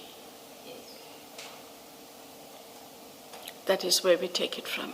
No, I'm not questioning that you could convene the hearing of evidence, or you can convene a preparatory investigation or hold a preparatory investigation. I'm not taking quarrel with that. I accept that in terms of 13 you have the power. I'm just trying to understand this process that you've just described to Ms. Sillo, where you get the Section 27, you look at it, you make a determination that it falls within, what is raised there falls within your mandate, so you should investigate. And then you give it to Ms. Ramsamy, you give it to the team, I assume Yes. at that point to execute. But I understood you to say to Ms. Sillo that in that discussion with Ms. Ramsamy, you said to her, look at it, if you think it's necessary to hold a preparatory investigation, make an application. That's what I understood you to say. Look at it and see if it is necessary to make a Section 28 application. Yes. Yes. Then my question is, a Section 28 application in terms of what? Is this a practice? Is this one of those where in your office, you have ways of doing things. I mean, you have encountered these subsection 13 many times. So if it was in the Act, I think if that requirement to apply to you, if it was in the Act, I would have expected you would go straight to it because it's something that you encounter every day. If you are not able to find it, can we conclude that this is one of those instances where you practice things, you have ways of doing things, they are just not written down? That are procedural based on the requirements of what would initiate an investigation. Yes, so it's not written down anywhere, you just have a practice in the office? It is a practice, yes. Thank you. Both 27 and 28. So if you look at the main body of 27 and 28.1, because those are the two sections that take you to 28.13. Yes. For you to determine that what is reported to IDEC falls within your mandate, there must be a reasonable suspicion or reasonable grounds to suspect that a specified offense has been committed. So in what was presented to you, what is that specified offense that you looked at and then said this falls within our mandate? In terms of the 27. Both 27 and 28, because that's where you start. Yes. Chair has engaged you on the test, subjective, objective. We've moved past that. Something further must exist, and that is a suspicion that a specified offense has been committed or is being committed or there's an attempt to commit such an offense. So what is the specified offense here that made you believe that this falls within IDEC's mandate? It would have been where the procurement portion was.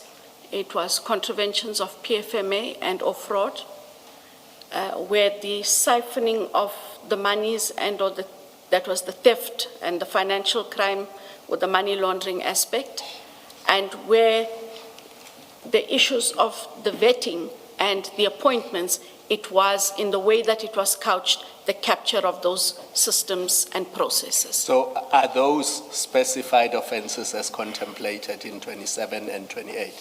Those are the offenses as set out in Section 7 of the Act that set out the offenses that IDEC falls within IDEC's no, mandate. that's a different question.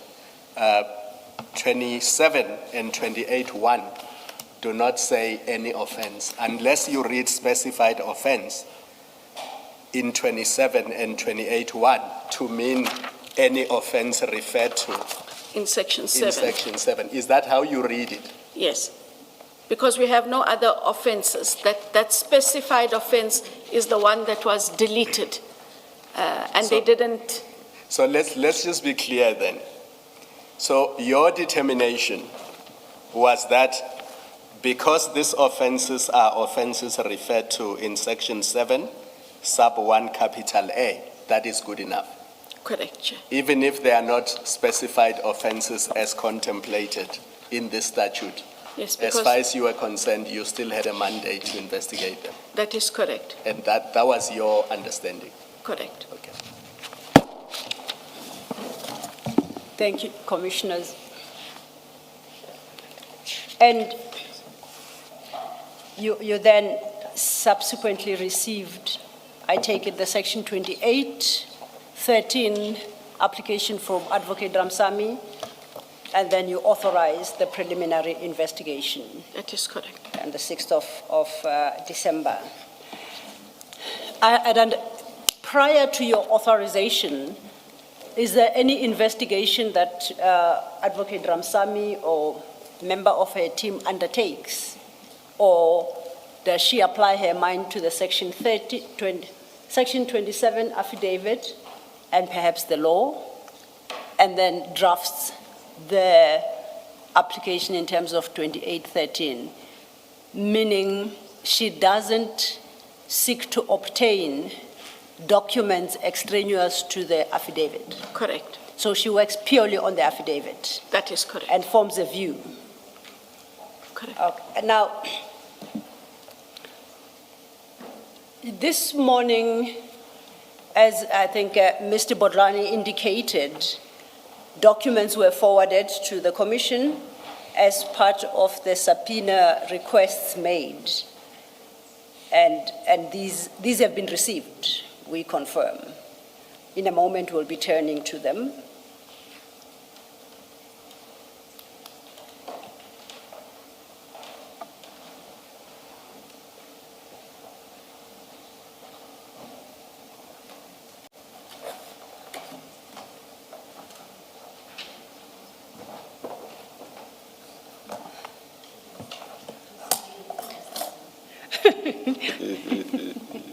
Yes, no, I hadn't. I said I will be referring you to something.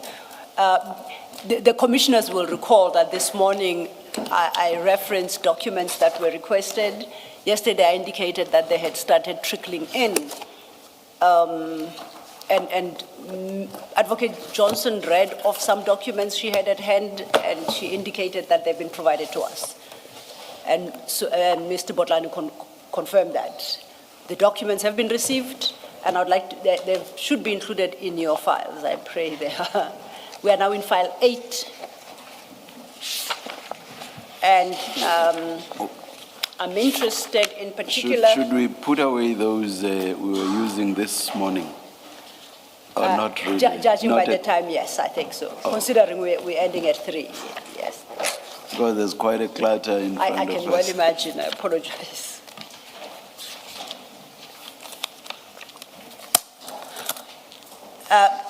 Yeah, except for the file containing the referral affidavit, file 2, page 512.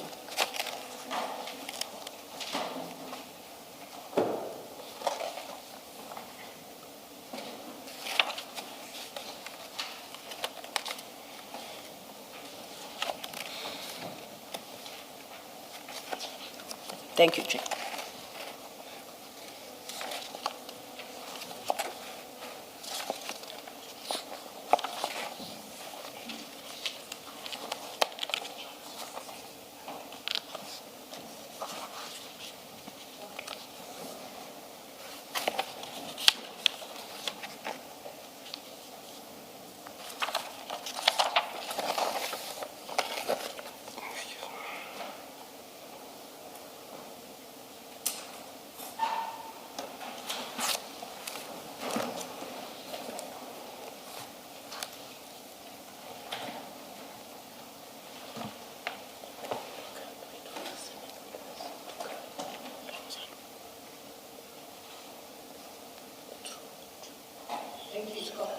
Thank you, Commissioners.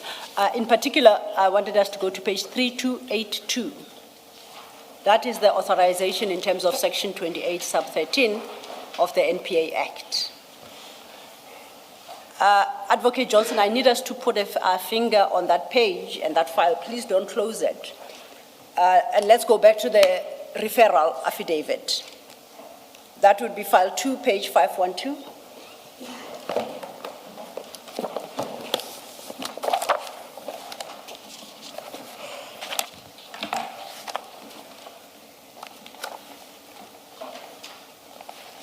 Now, in this affidavit, I note at paragraph 2, Sorry, 512. 512 of file 2. Help is coming. This is file 2. Why do we not have Page 512. I don't know why I'm not. The referral affidavit. Yes, Yes. I had given the file back. I'm not sure why I'm not seeing it. Did you perhaps, because of the clutter around you, did you take it out of the file? No.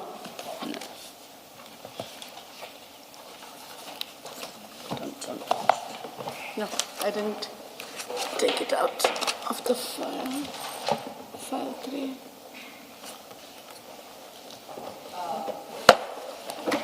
May I request your counsel to, I don't know how many copies they have available, of the referral affidavit, page 512 of file 2.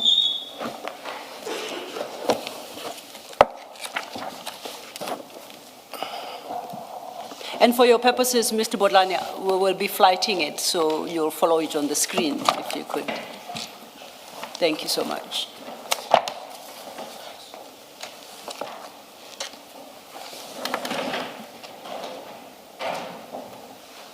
Apologies. Thank you, Council. My pleasure, Member.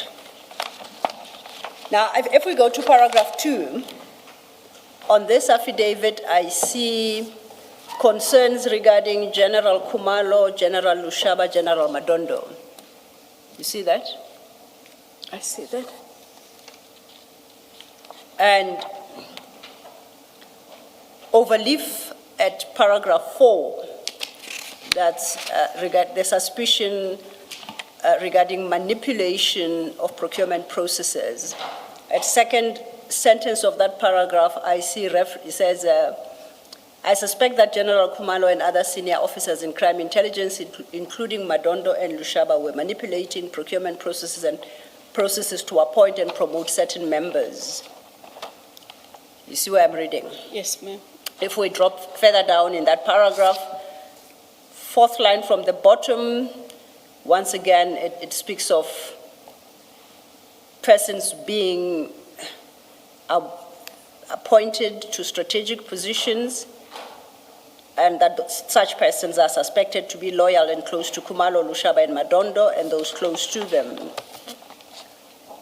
I go over leaflet 5. I see reference to General Kumalo, where an allegation is made about the former Minister of Police, Minister Qele. And as we know, paragraph 6 concerns General Lushaba and the theft that occurred at his home. Paragraph 7, once again, it's Kumalo, Lushaba, and Madondo. And I think that's about, then we get to paragraph 8 and 9 and 10, which are concluding paragraphs of that affidavit. You confirm that? Correct. Now, this is the same affidavit that Advocate Ramsamy was armed with. Yes. Now, let's get back to our file 8, page 3282.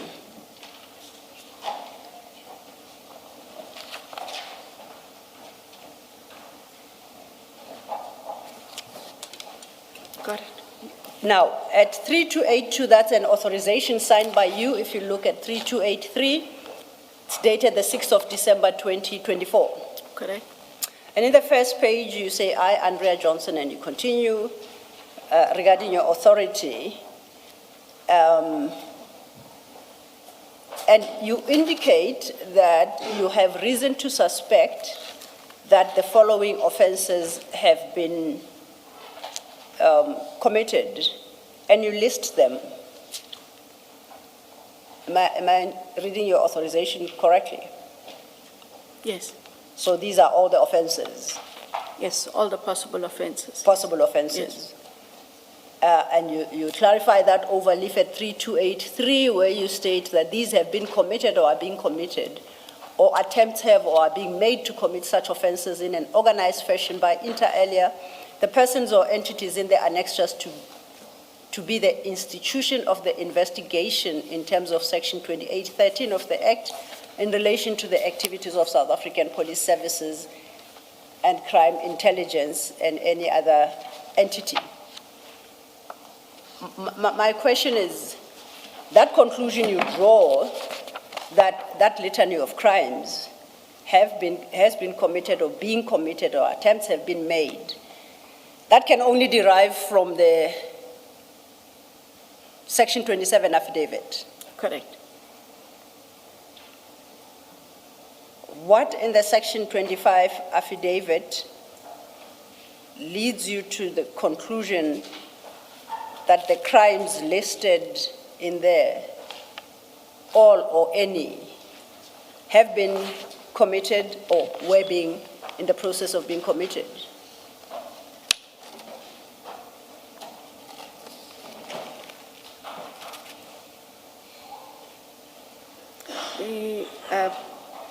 The Prevention and Combating of Corrupt Activities Act falls within the ambit of the allegations in paragraph 4. Paragraph 4, Yes. noted. not knowing what all would have happened in the alleged placement and appointment of persons. So he couldn't rule out the corruption. The Prevention of Organized Crime Act would relate to paragraph 4 and likely points to the laundering of money out of crime intelligence. Yes.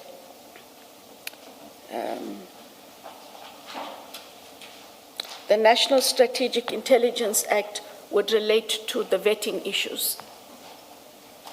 Okay. The Secret Services account relates to the allegation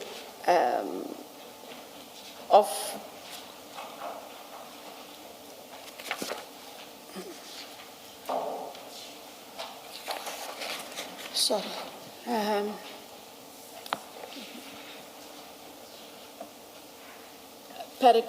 at the end of paragraph 3, the use of secret funds, and then there is the further allegation in paragraph 5, some of the funds became taken unlawfully from the secret funds account.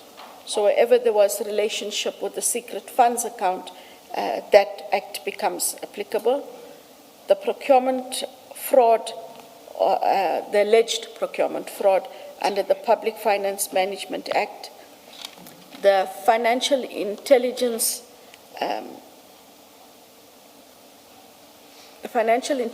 Center Act also relates in part, just want to get there.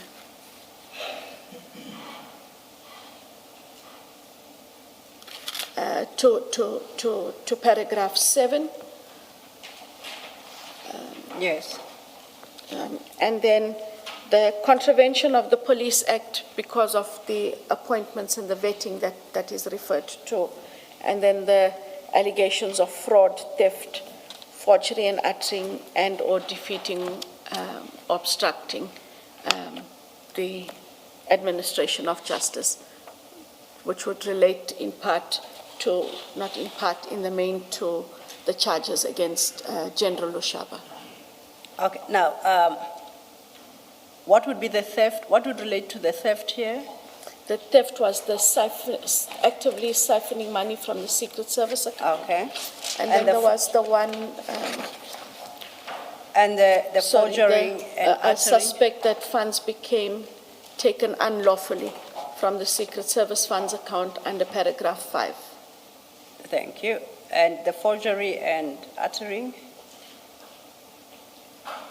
That would have been in relation to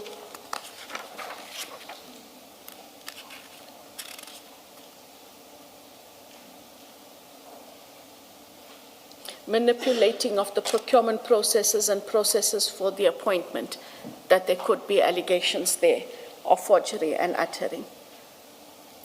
How do we start with manipulation of processes and then we suggest that there was forgery or that manipulation involved forgery? Because the process could have been manipulated in so many different, 1,000 ways. How do you land on forgery and uttering? It is a possible offense. Okay. Yes. No. So perhaps, if you would allow me to just say, is that these are the offenses that one is looking at. They are not open nor are they limited in terms of you go with what you have, but if you don't put in the possibility, usually when you have fraud and or theft, there often does happen to be forgery and uttering. And so if you haven't listed that offense, it might become a challenge later on. So this is a list of all possible crimes within the ambit of the 27. Of the 27? Yes. And you so maintain? Yes. Okay. Please define forgery.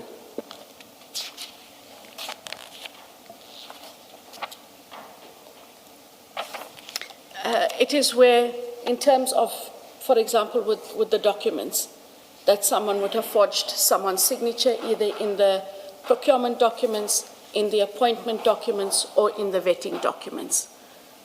It purely relates to the forgery in terms of putting in. And there was a basis for suspecting that this had a reasonable suspicion that this had happened? Reading it in its totality, Would there be a reasonable suspicion that this had happened? correct. On what basis?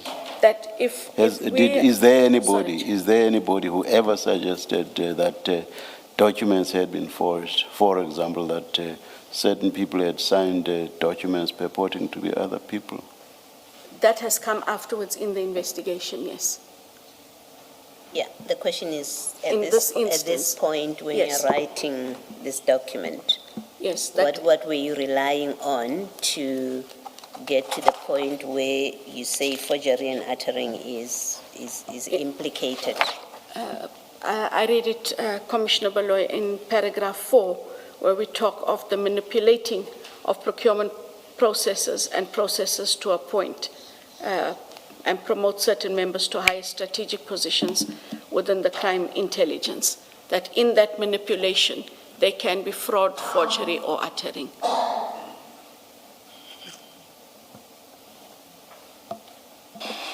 Speaking for myself, I don't see how that takes you to forgery. Remember, you've said in the introductory part, before you itemize the offenses you referred to, you have said you have open quote reason, close quote, to suspect. I don't see the reason for you to suspect in what you've said thus far. I just do not. I take your point. This is you. what I've got. Thank you. Thank you, Commissioners. Then just to conclude, at 3283, having then itemized those crimes, you say those offenses are being committed or have been committed by, I'm reading the second line, persons or entities in the annexure. Now that annexure appears at 3284. Overleaf. That's the annexure. Now, we have General Kumalo, the General Madondo, General Lushaba, and a list of others.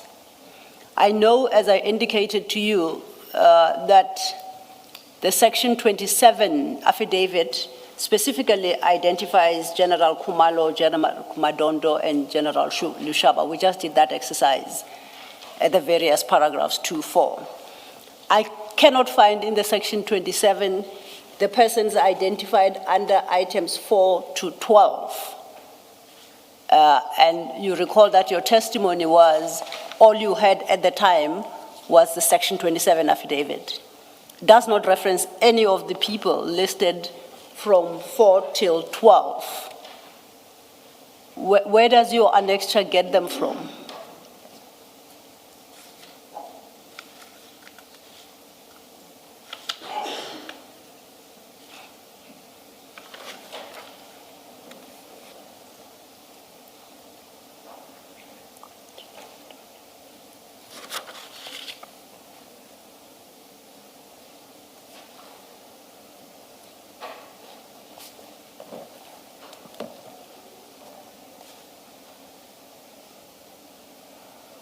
Johnson, I think the question is, who gave you these names? They're not in the affidavit.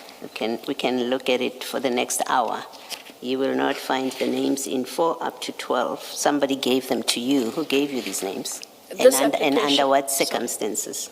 This application came to me from the prosecutor.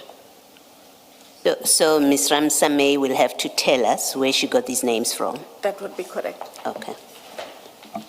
Did you inquire from her where she got the names from when you know that you only gave her the Section 27 affidavit and you are quite familiar with it? Yes, Do you engage and say, who are these ones now? Where do they come in? How do they come in? They are not in the affidavit. You are not conducting an investigation yet, so you are not obtaining your own evidence. Where do these names come from? Did you have that engagement with her? I didn't have that. Why not? Shouldn't you have? Because from what you are suggesting, it's like she looked at those 3 names and said, no, 3 is not a good number, I prefer 12, and start like somarhoying other names in there. And you signed, and you are happy with that. How come? As I indicated, according to me, she only had the 27. Yes. And she would have then put together the 28. Yes, Yes, which we're looking at. yes, And you know that 27 doesn't contain the names from 4 to 12. that is correct. So why do you sign it in the form that it is, where suddenly it includes a litany of other people who are not mentioned in 27 affidavit?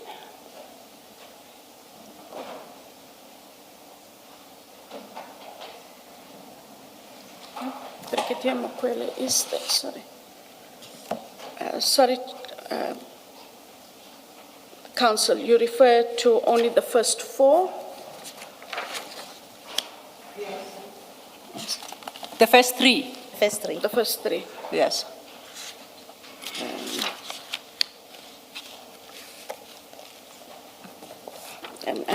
Sorry, Commissioner Baloy, that I'm now a bit slow. And I don't intend taking the whole afternoon to. Well, Sorry, I'm just trying to be helpful. I know, Because I'm trying to figure out how she would have arrived at the names because their official capacity is mentioned, but the names are not mentioned. I take the point. you accept that it is not from the 27. Section 27 Yes. affidavit that Yes. she got the names. Yes. You accept that someone must have, if they come from her, someone must have given her these names. Correct. Yes. And I will find out. And you accept that at this point, when she approaches you with this application, the investigation hasn't started yet. You That gave is- her the affidavit, she looked at it, and she came back to you That is and correct. said, we need to have a preliminary investigation. So you accept at this point, there's no investigation yet. Correct. All right, thank you. My challenge is this, Advocate Johnson.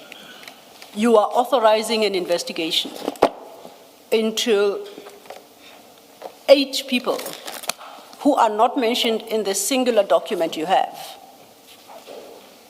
They are not referred to you. There's no complaint regarding them. But you are authorizing an investigation into them. In terms of what section are you acting in so doing?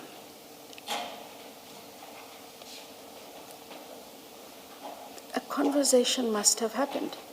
With who? Sure. That's a question. With Advocate Ramsamy. No, she's not conversing by her soul self. Who is she conversing with? What I'm saying is, she and I must have had a conversation. Oh, so you are aware of I'm them? saying she and I must have had a conversation, and I will follow that up, because I don't have an independent recollection of a conversation.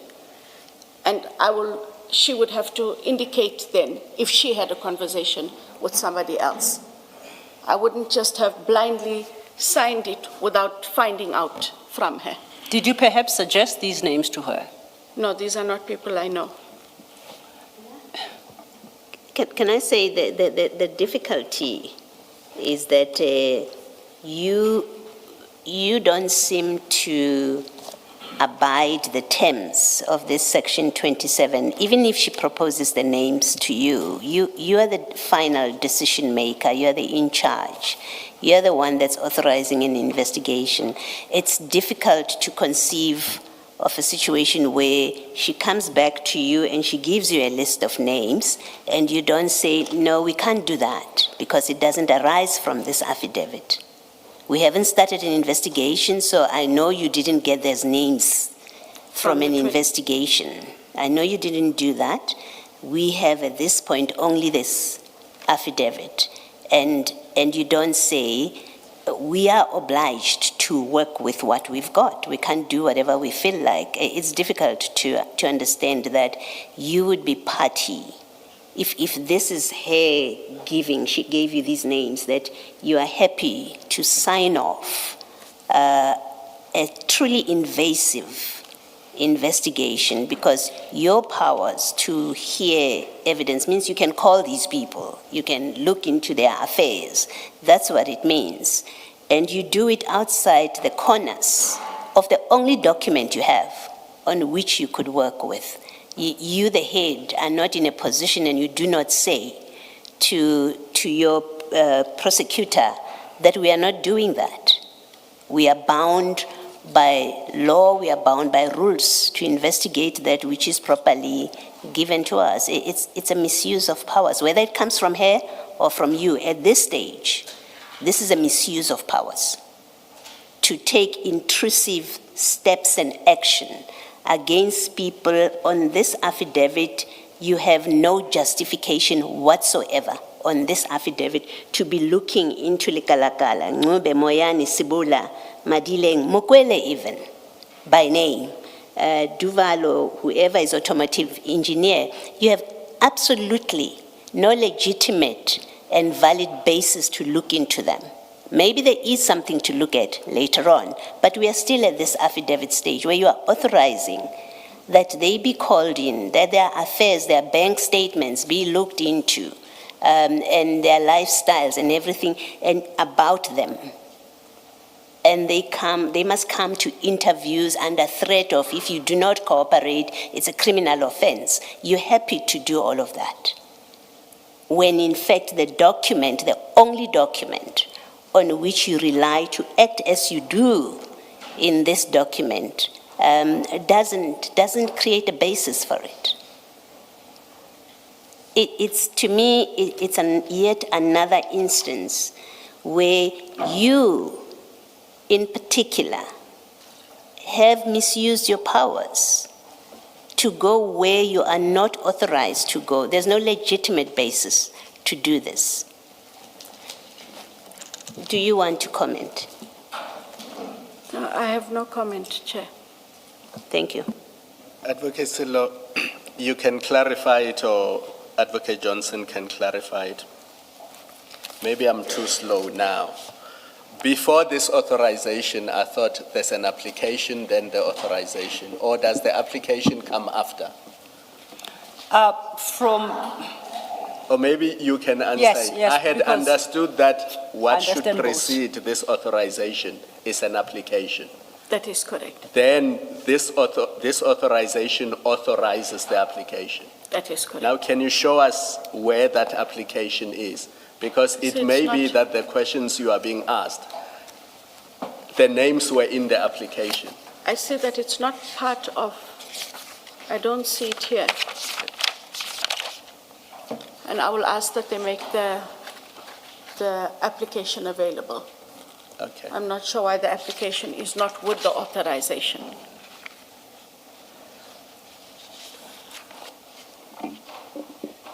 The one that I see here, I suspect you're going to be dealing with it later, so I don't want to go Yes, there. that's a different authorization Yes, now. yeah. Yes, it's not the 2813 authorization. Thank you. Chair, it's 15:02, as I'd indicated. Let us adjourn and resume at 9:30 tomorrow. Thank you, Chair.